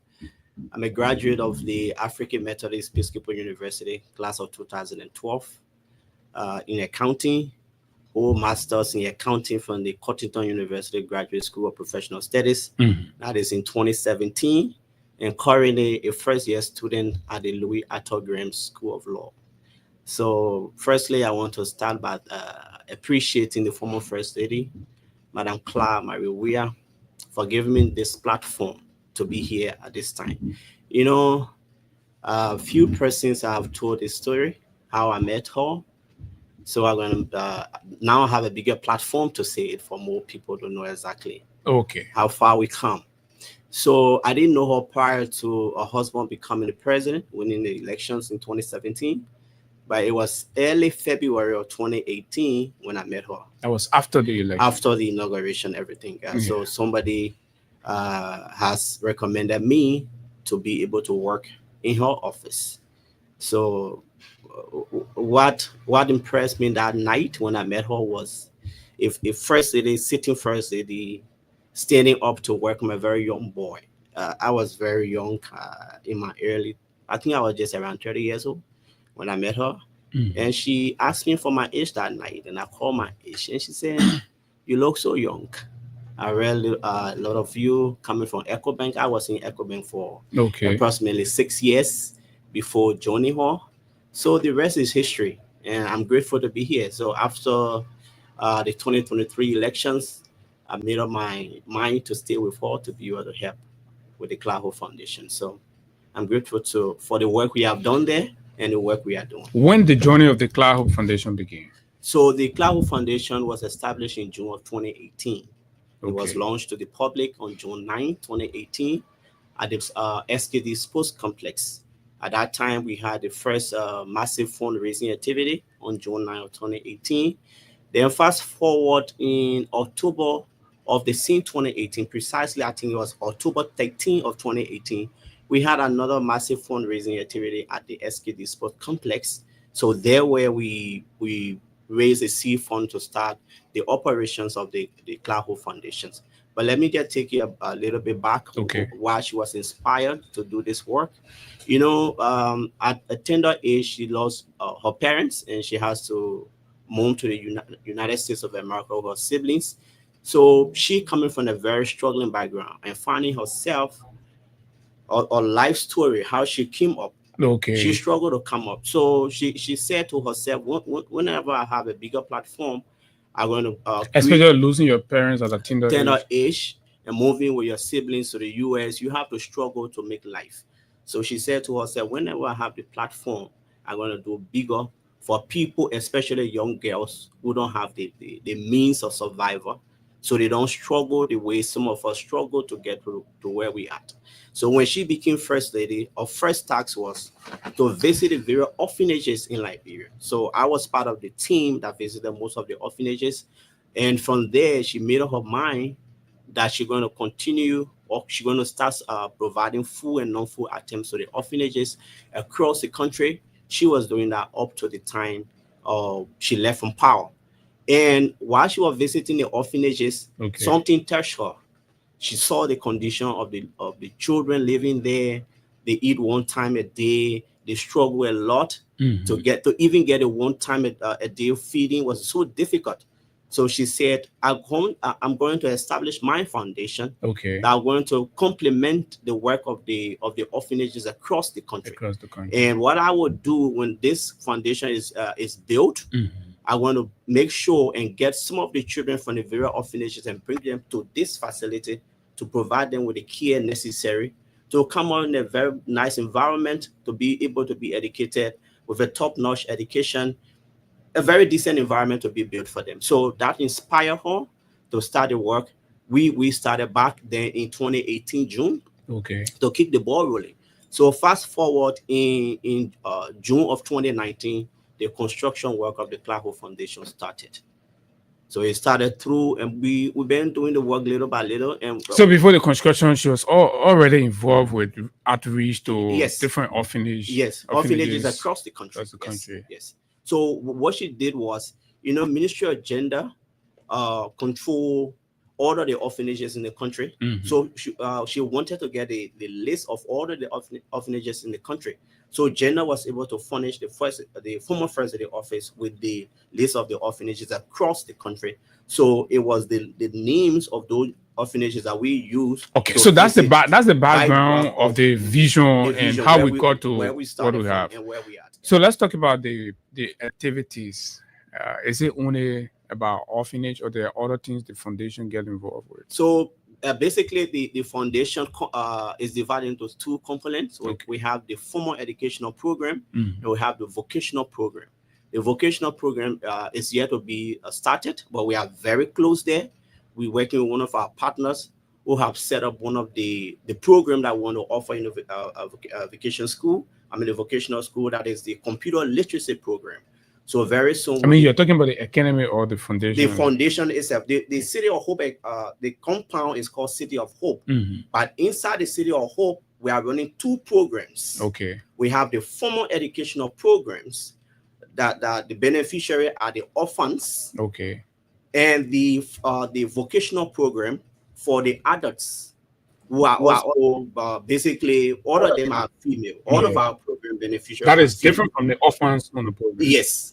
So the vocational program will be starting very soon. Like I said, we're working with one of our partners who have set up the computer lab for us. So very soon that partner name will be unveiled during the cutting of the ribbon to have that open to the public. So the program we're starting now very soon will be the computer literacy. Okay. But the formal educational program is now on. Okay, let's talk about the formal educational program, the orphanage. Yes, the the City of Hope one, Academy. exactly, the one with the orphans. Yes. Recently, you graduated your first batch. Talk to us about the experience. Okay, so it was an awesome one, an awesome experience, knowing where we came from. So I will just take you a little bit back to tell you how do we get the children at the facility, Mm. what are the requirement, the age range that we recruit. Then we can come back down and talk about how far we go on the experience, what is expected for the future. Go ahead. So thank you. So like I said, the former first lady target was the vulnerable children. So the foundation, it has a vision that says creating an equitable environment where women, children, youth, and the elderly are healthy, educated, empowered, and independent to lead a prosperous life. Okay. So that is the vision of the Clark Hope Foundation. So in the compound, the compound was named City of Hope. So how do we get the children coming there? What are the age requirements? First, all of the beneficiaries for the Clark Hope Foundation are females. Mm. All females attend the Clark Hope Foundation or City of Hope Academy. And the females should be orphans. And it's in line with the vision. Yes, the females should be, they are all orphans. So where do we found most of the orphans live in Liberia is the orphanage. So our target to recruit, we recruit directly from the orphanage.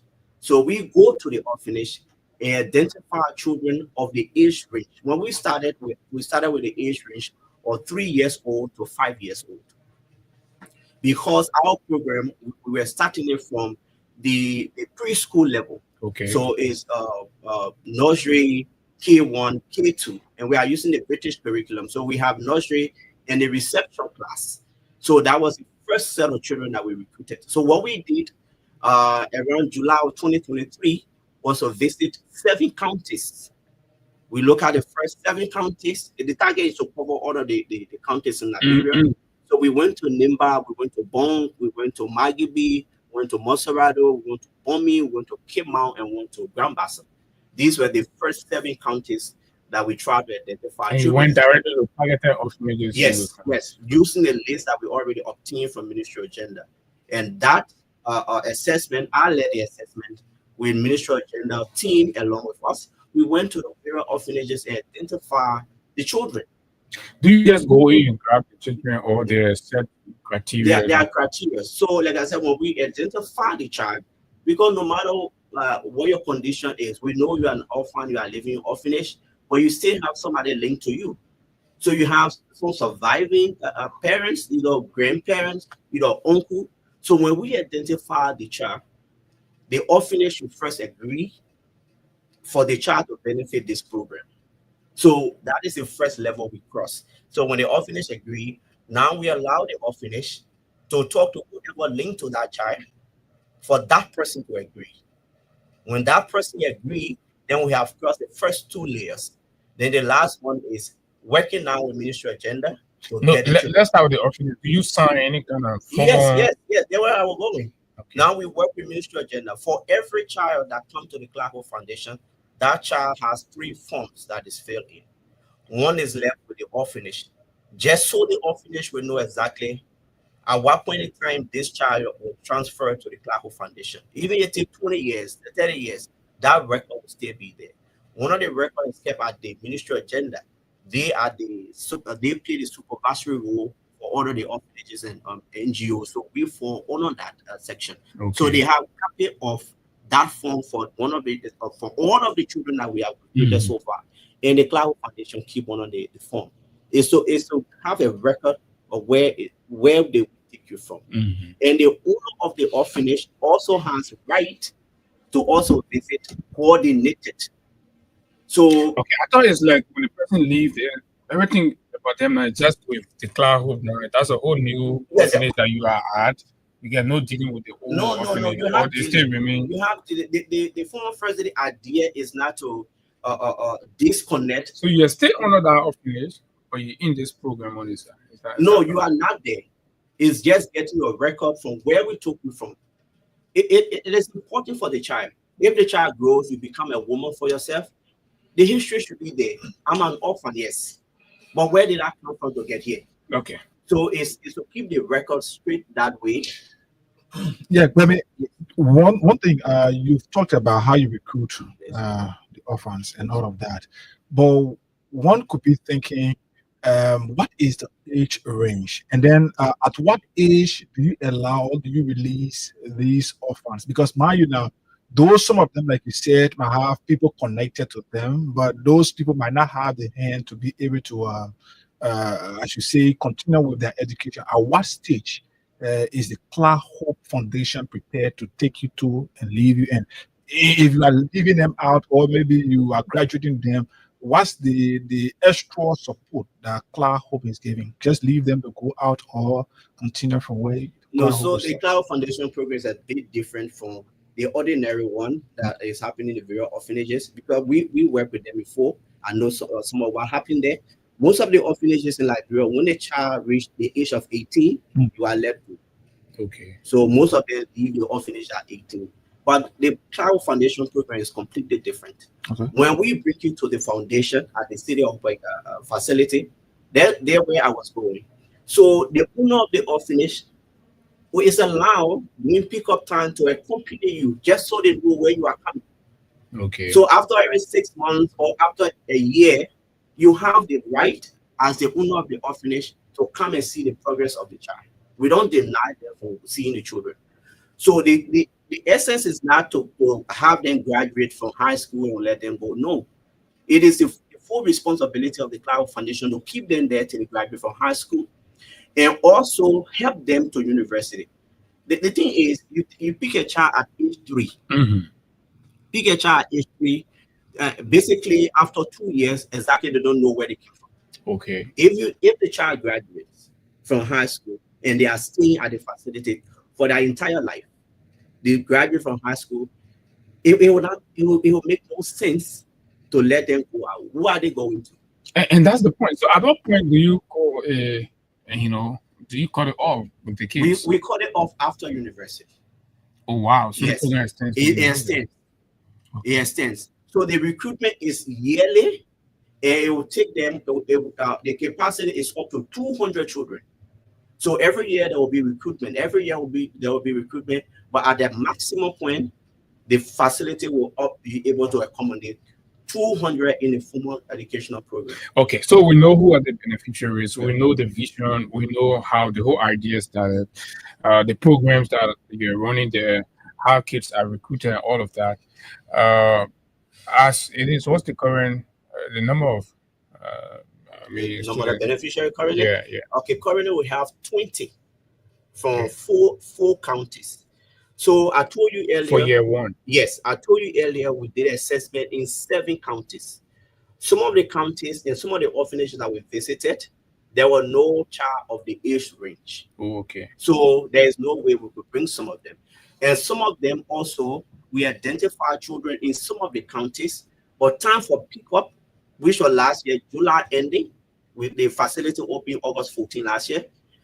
During pickup time, they told us that they whoever linked to that child did not agree for the child to come. Okay. So we don't have to force it. Oh. So we went along with gender to the places that they signal that they accept for those children to benefit. So we went there with gender and brought the children. So we got children from Monserrado, we got children from Bomi, we got children from Agibi, and we got children from Grand Bass.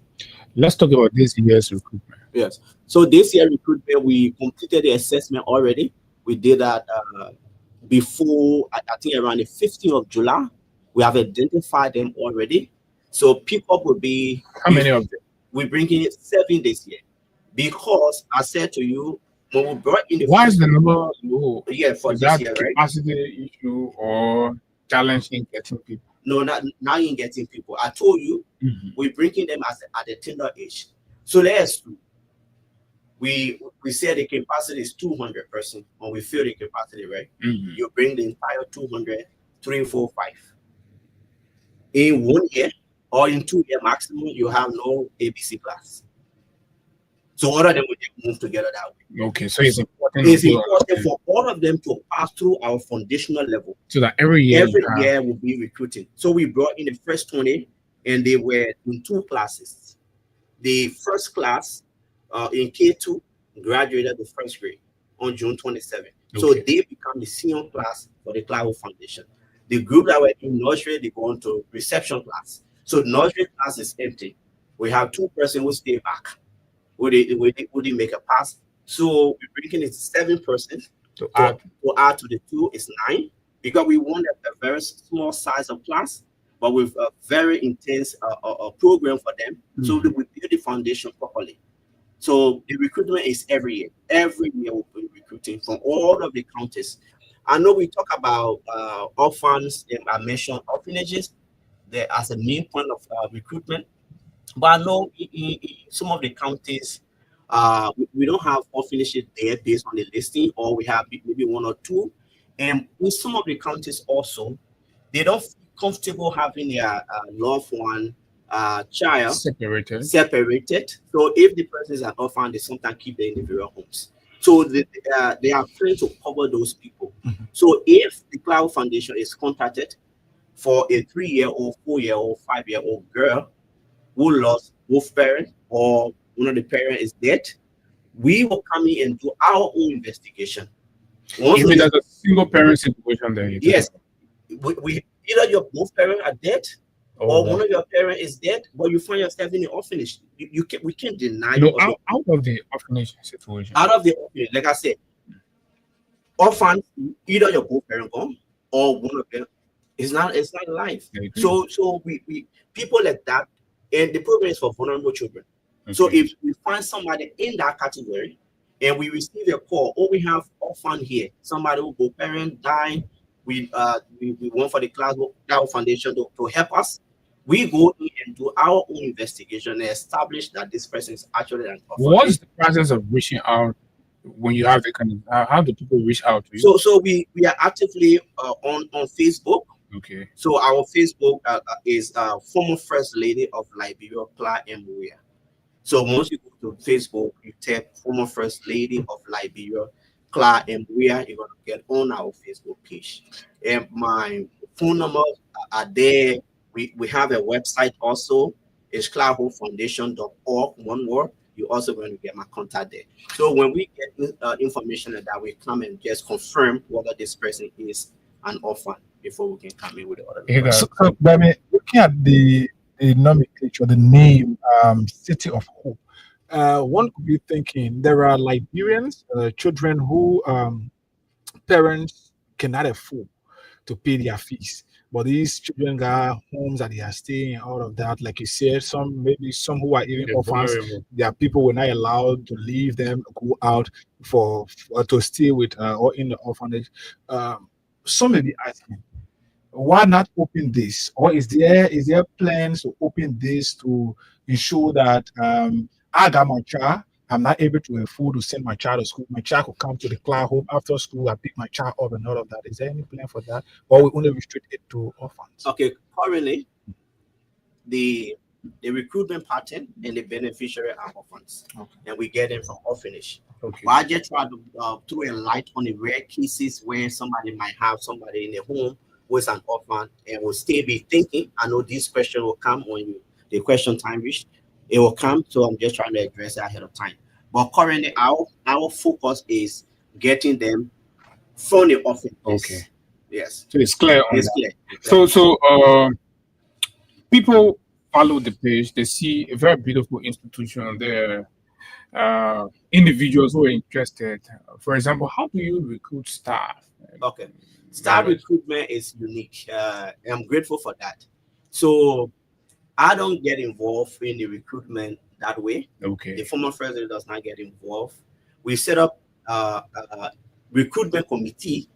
So they apply, and the application we normally use our Facebook page to communicate most of our work. Okay. So we advertise for the position that we want. During the first set of recruitment, sometime early last year, we published that in newspaper, and then also we use the Facebook page. So we allow people to apply, and the recruitment committee was able to vet those people and have them recruited. And one thing that is important to make clear, at the Clark Foundation, we don't entertain politics. Okay. Politics is outside of our work. It's apolitical. It's apolitical. It's a political organization, foundation, established to help the children of this country. So we don't ask. So to apply there, your political identity doesn't matter. Oh, it does not matter. We don't even want to hear it. There is no political discussion at the facility. I don't even want to hear that.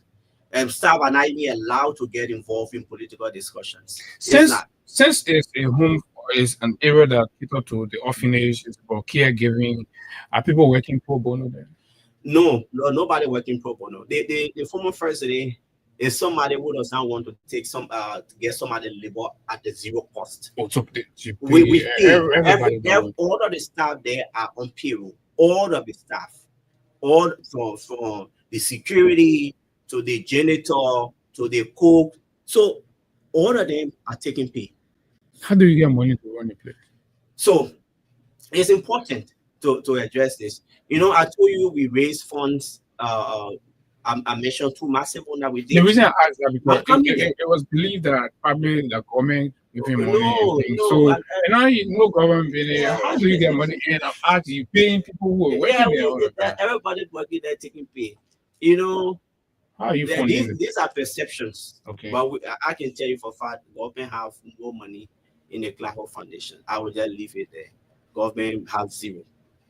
Nobody can say that. So everyone who have said it, I know they said it because they don't have the information. So when we have time like this, we provide the information. It is important. So we don't dwell on what. So you mean from start to where we are? Yes, government have zero. Government has even during the 60 region. Government has zero. I tell you, small not there. $1 Liberian dollar is not there. Then where do people take the news from? I don't know. So we don't consider that to be any important information. Small subsidy, not good. No, it's not possible. Money was going to the first lady's office from the government budget. No, the first lady office is different from the foundation. Some could say she used even the perception people have that money was going to the first lady office, government was giving budget to the first lady office. There was nothing like that. So I don't want to. So okay, let's talk about I want to just focus on the Clark Foundation. What we do. So I want to know how you are running the place. Where you are?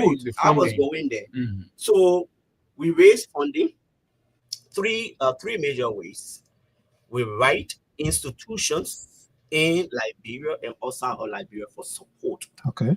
Some of them have been so committed to us. Some of them have been so committed. We have people, institutions in this country that provide us with rights every month.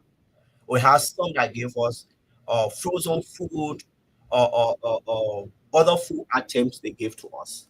We also was able to open the facility up for field trip. School come there for field trips. Sometimes you see on our Facebook page, they pay a minimum fees and they use the facility. We use all of those funds that are raised individually for institution in Liberia, also Liberia.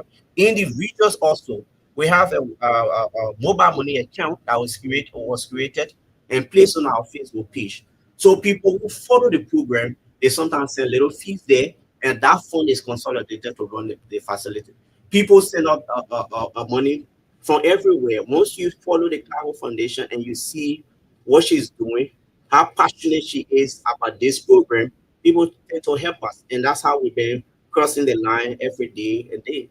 But there's no money from government. His name is Jackson Bemi, of course, the chief administrator of the Claro Hope Foundation, and we've been talking all issues about the Claro Hope Foundation, its operations, and of course beneficiaries, exactly just how they're running activities there.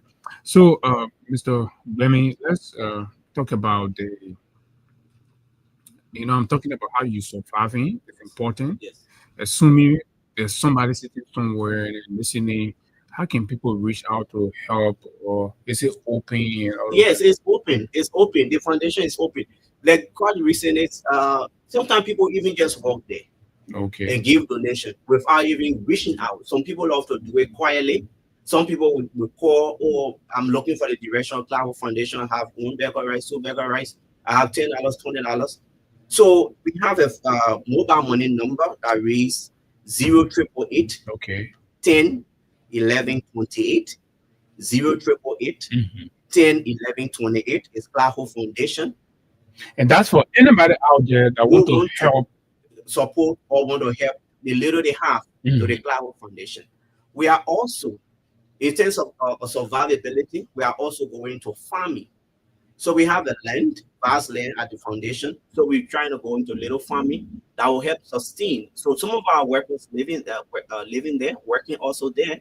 They are also that farming is for sustenance, right? Yes, bring food bring food at the facility.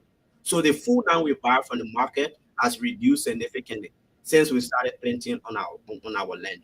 It's helping. It's helping significantly, because feeding the children 5 times a day is not something easy. So the former president is feeding them 5 times. 5 times? 5 times a day, yes. 5 times. They're the only human being in the country eating 5 times a day. I don't know. It's just to keep them comfortable. Oh, okay. Not to get them remember where they came from. Oh, I'm an orphan. I should be treated differently. No, but you should be treated differently. American system, in a positive way. Yes. So the staff. We understand. The staff members we have divided into sections. So we have group just assigned in the kitchen for just preparing of food. We have clinic there for them. We have clinics. So we have nurses hired 24/7. They are there with them. We have people just hired in the dormitory where the caregiver, their work is just exclusively to take care of them, bathe them, make sure their hair is clean or plaited well. The where they sleep is kept clean. The entire place is kept clean. We have people just cleaning the compound. We have electrician. We have administrative staff. We have plumber. We have all the different groups that are working there. You as an administrator, you could be making efforts to ensure that these children don't remember where they came from. But sometimes the caregivers, the caretakers are sometimes there to allow them to carry their minds back, because sometimes when a child does something wrong, you say, "Hey, then you bring that whole past back like to them." bullying. So what's the policy on these? We have a very strong policy there. Okay. So number one, we don't believe in beating. So none of the children have. How do you train them? There's so many ways. There's so many ways to train a child without beating the child. In our African setting, especially like you. The child to eating fat down as African things. There's no beating. Okay. So we got different ways of disciplining the child. So if a child does wrong, you talk to the child politely, and we know when you remind them of their wrongdoing 1 or 2 times, they will be able to have it corrected. But on a serious note, there is no way beating children will be, because when the child gets used in the event where there's a case of bullying reported, how do you handle that?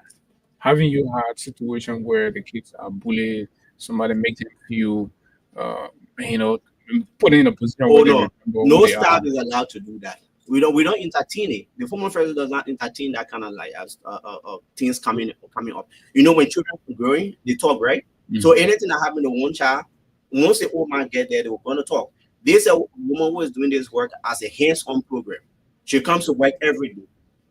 She goes to the foundation 7 days a week. Even Sunday, she drives there and they will sit with the children and lecture with them. So the children will talk.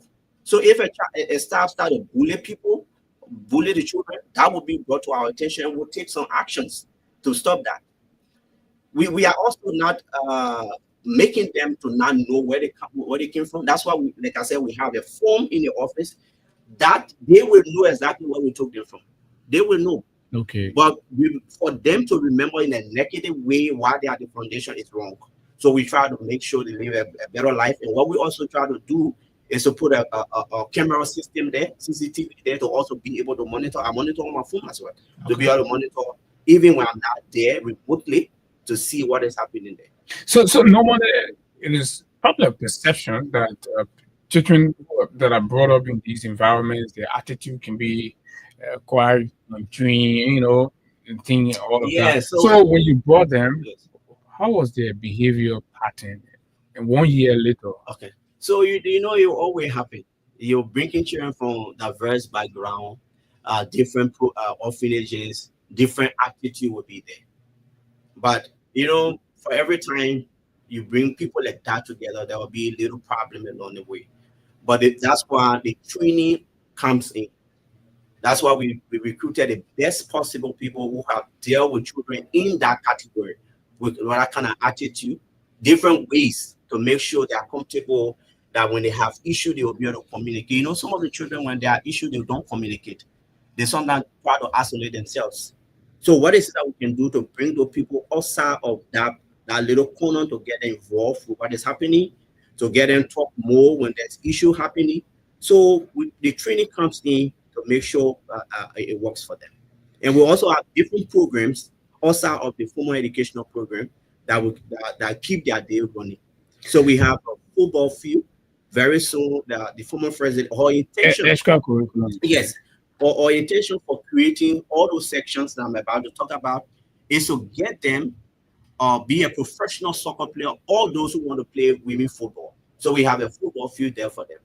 This year or early next year, we'll be launching our program because when they came, they were much younger. Some of them were 3-year-old. Now they're getting bigger. So start training them how to play football. So every Thursday, we take them to the pool. We have their pool area there. We take them to the pool. Somebody there to train them how to swim. We have a basketball court for them. So we have a trampoline. Whatever the children need to play, it is there. In the school building, we have 2 playing sections there. One is indoor, one is outdoor. They're in there when they want to play in the sand, because we know we're African. Sometimes we love to get play in the sand. So there are sections there that they go out to play in the sand. When they want to go in the pool, there are days that they go in the pool. And there are also days that they also have to rest. What about the ones that won't sink? Yes, all of the platforms are created. When you visit our, if you ever attended any of our programs, like last year, during the opening note, they didn't really perform. But after the first 1 year they have been in school, they are becoming excellent. They perform well. They have now, they are so confident enough now to stand in front of people to talk. That was not the case. Okay. So what is the relationship with the foundation and the community, the neighborhood? I mean, other community people can come there, they have access and benefit. What's the relationship like? So the relationship, I can say, is cordial. During the recruitment, everybody were allowed to apply. So some people apply from the community, and some were denied apply. And currently, what we did quite recently, which I can say is part of our outreach in the community, on July 26th, the city had a July 26th party for the children. Okay. And they wrote the Claro Foundation for whatever support we can give, and we're able to reach out to the city mayor, and they had a wonderful party. And they also brought a communication telling the former president, thank you for what she gave. We gave them rice, we gave them soft drink, we gave them juices, just to complement their effort in the community. And the computer literacy program we're about to launch. Yeah, that which I want us to come to. Yeah, Just it will before, come to the just before we come to that, the facility, the other schools in Monrovia and other places, they allow, like you talk about the free trip, right? Yes, yes. You can go there and have, what are other programs or activities that they can go there and take advantage of? Do they pay also? Yeah, they pay the minimum fees because we have to survive. They pay a minimum fees.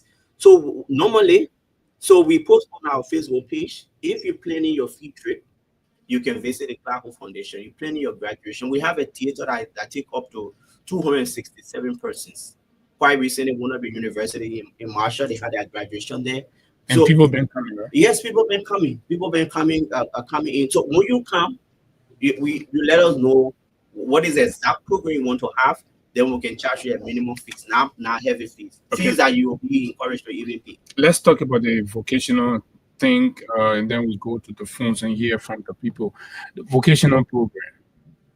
Vocational program. Thank you. So the vocational program, you know, we thought we could start the two programs together, but we were still setting up the vocational program building when we opened the formal educational program. So the vocational program, we are very close to opening the first program, like I said. Okay. So we are working with one of our partners. First program that will be launched is a computer literacy program, also for young girls, young ladies who are 18. And so even that one for girls? For women. All of the program for the foundation is for women. So that one will be for 18 years upward. So you come for that will be the first program. But when the other programs, when we add the other program in the coming months or in the coming 1 year, people who are going to benefit will also be allowed to stay at the facility. We gave you place as a dormitory. You stay there. And really? Let me understand that. Those who enroll in the vocational program, yes, they will have time to stay. They are above 18. Yes. They could choose to stay on the dormitory. Yes, our program is to get them, keep them there. We provide for them and they go to school. When you graduate, then you leave, another group of people come in. Even our staff, we give them place. What is the requirement? The requirement, once you are a girl, a Liberian woman 18 years and above, a high school graduate, you'll be allowed to attend the program. Is it paid for? No. All of the foundation that is going to be free. Free as well. All of the foundation program is free. The foundation running is basically not to make money. It's so the first idea is trying to empower the young people, the women of Liberia. So if you get 200 girls, wow, they graduate from high school, you show them their responsibility, you send them to university to graduate. Who are you doing it for? She's not doing it for herself, but she's trying to contribute. This is a wonderful trying to contribute to the program. Like yesterday, I just saw on Facebook the case is out in Cape Mount. I think on Julia Jazz page, there at 26 or pregnant in the school. So she does not want that kind of thing to happen. Not everybody should happen. And these are the kind of thing that that's why she built that facility, just all female, includes all female, to make sure and educate those other people and give them all the cares that are needed to get them to become somebody better for themselves tomorrow. Okay, at this point, we can interact with you, our followers out there. You've listened to the stories from Mr. Jackson, the Chief Administrator of the Clark Hope Foundation, on all of the programs and activities, void of the politics. This is serving humanity from how I see it. This is laudable. If this was in the real world, government will be pumping in subsidies.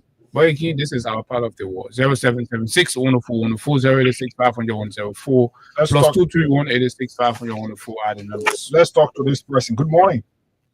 Yeah, good morning. Good morning, Abu. You're live. I'm sure you're getting that. Yeah, I'm listening. I'm listening to the program. You know, one program that titled she's off. You come again? You said something. Go ahead. Come again, please. She's off. She's off. She's off? Who's off? She's off. Is there a name of a program? Oh, it's a program, right? It was the former president, the former president, Fred Lede. She's You. Okay, she initiated a I program. think it's the She's You program you're talking about. Yeah, what is it you want to know about that? Yeah, I'm listening to you, and I'm only trying to come in with this. This lady created a program. She went outside the country and lobbied, and she came with first lady of other countries. Yeah, the program was held at the Southern Pavilion. Okay. Yes. Right. I'm only trying to say that, yeah, that way because you people ask how it came about and this and that. Yeah. Okay, so you're saying from the She's You program and all of that. All right. Good morning. Yeah, good morning, sir. Yeah, 30 seconds quickly, please. Who on this Johnson, now? I'm calling from Panama. Go ahead. I want to say thank you to your studio guests. But what I want to know is that you made mention of all the other children, and I know the retirement process, but you didn't say anything concerning what we did today and future in that children. So can you please elaborate on that, please? Thank you. All right, thank you. Good morning. Good morning. Good morning. So let me say good morning to you, big brother Abu Sherry and Sheikh Akonda. And also I want to say good morning to my own big brother Jackson P. My name is Whitmore Lee Makwete. I'm joining you from FB Shokot Single. So the first day, I want to appreciate our first lady, our former first lady, Madam Clara Marie Weah, for always thinking about the less fortunate people, people who lost their parents and people who are unable to send their children to school.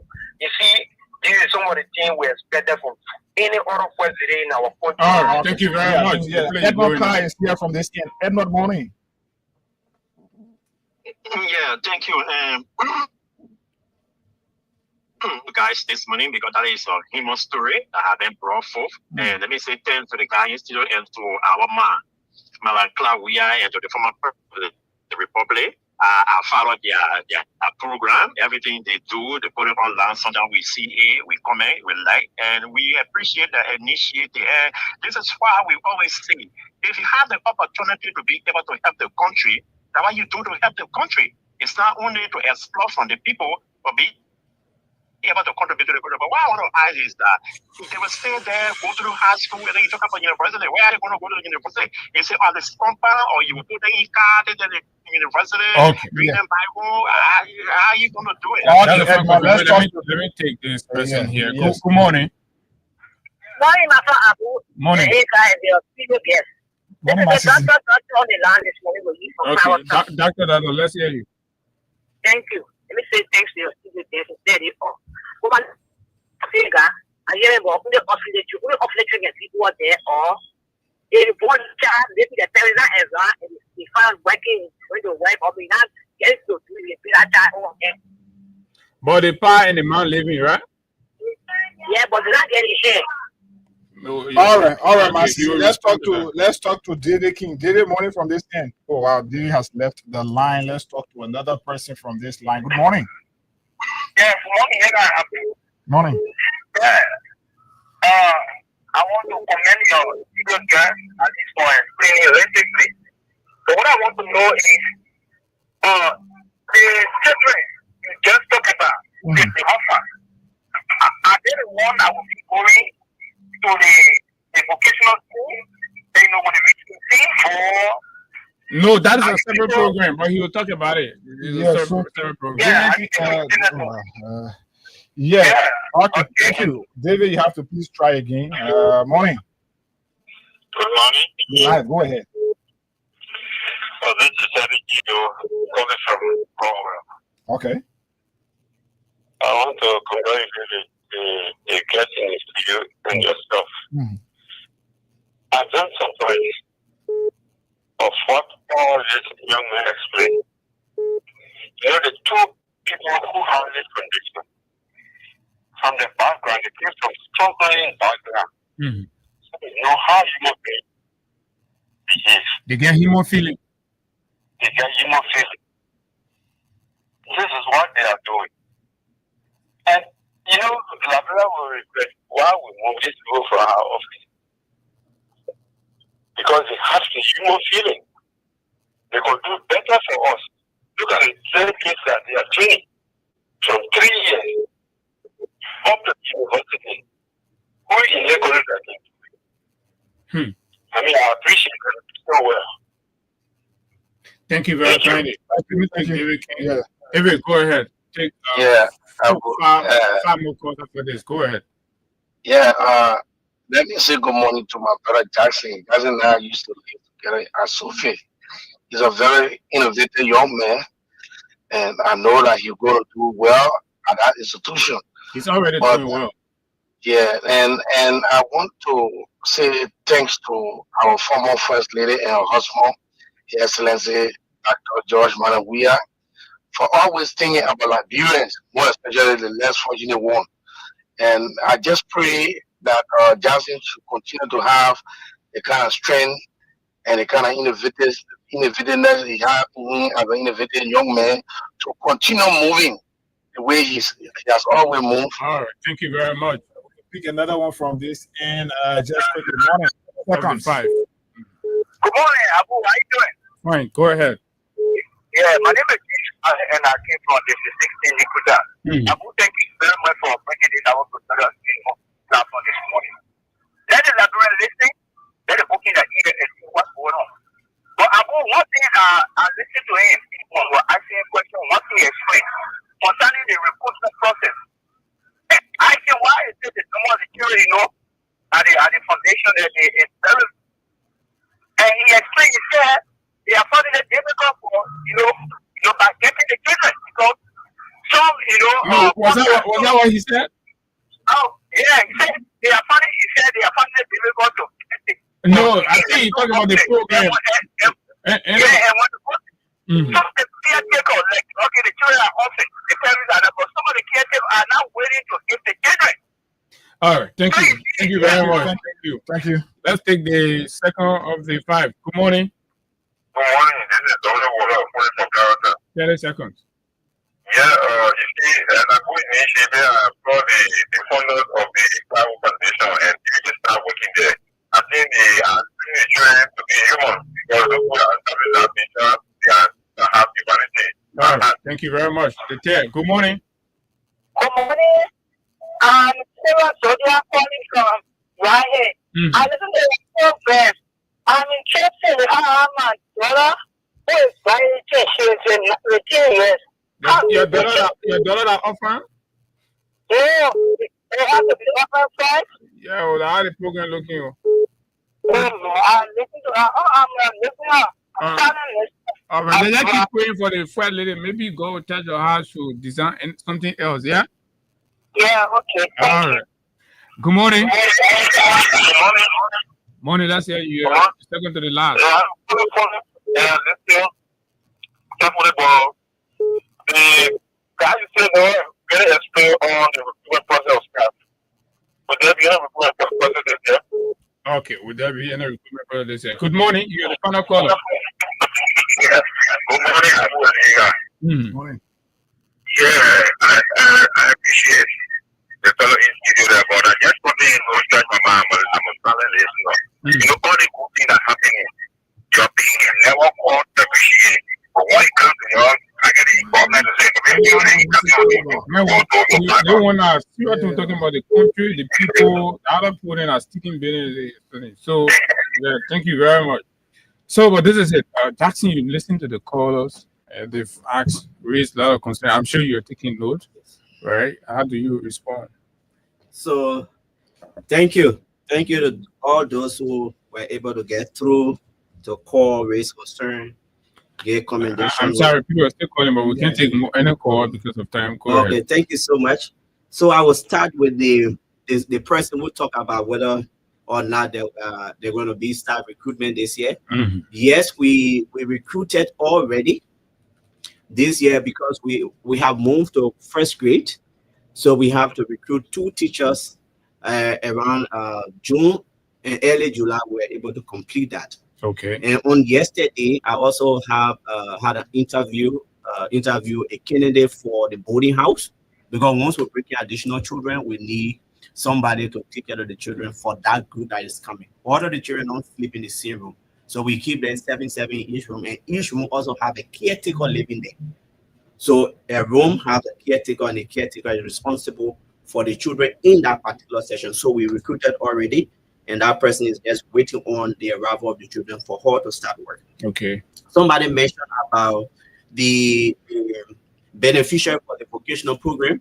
So the clarity is, I did not say the beneficiary for the vocational program will also be orphans. No, the beneficiary for the vocational program are 18 years old up, female of Liberia. Yeah, it's open to the public. It's open to the public. Or for females. For females.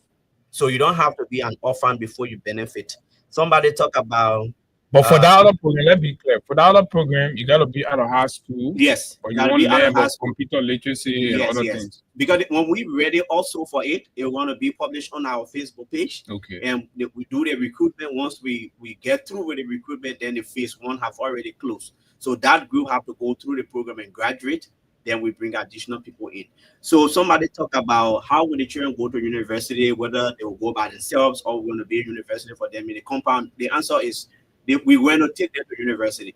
We're not going to build separate university for them in the fence. So when they reach whatever age they will be, 15, 16, they graduate from high school, it is our responsibility to get them to university. Whatever way possible, we can do that. It is to get them outside there to start getting a different experience as well. Somebody talk about children with disability, whether we have program for them. Currently, we don't have program for the children with disability. If that will happen, we're going to. Or maybe he said people who let's say people who living with disability, their children. Yeah. Children living with disability. Currently, children whose parents are disabled. Children whose parents are disabled. Yeah. So they fall in the category of vulnerable people, right? Yeah. So if we have cases like that, we come and just establish whether or not it is feasible at this time to help person like that.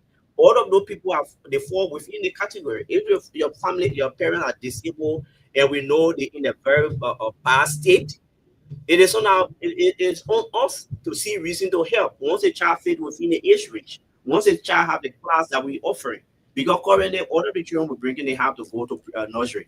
We're not bringing anybody for K2 this year. We're not bringing anybody for first grade this year. So all of the children we recruiting, they are 3 years old and 4 year old this year.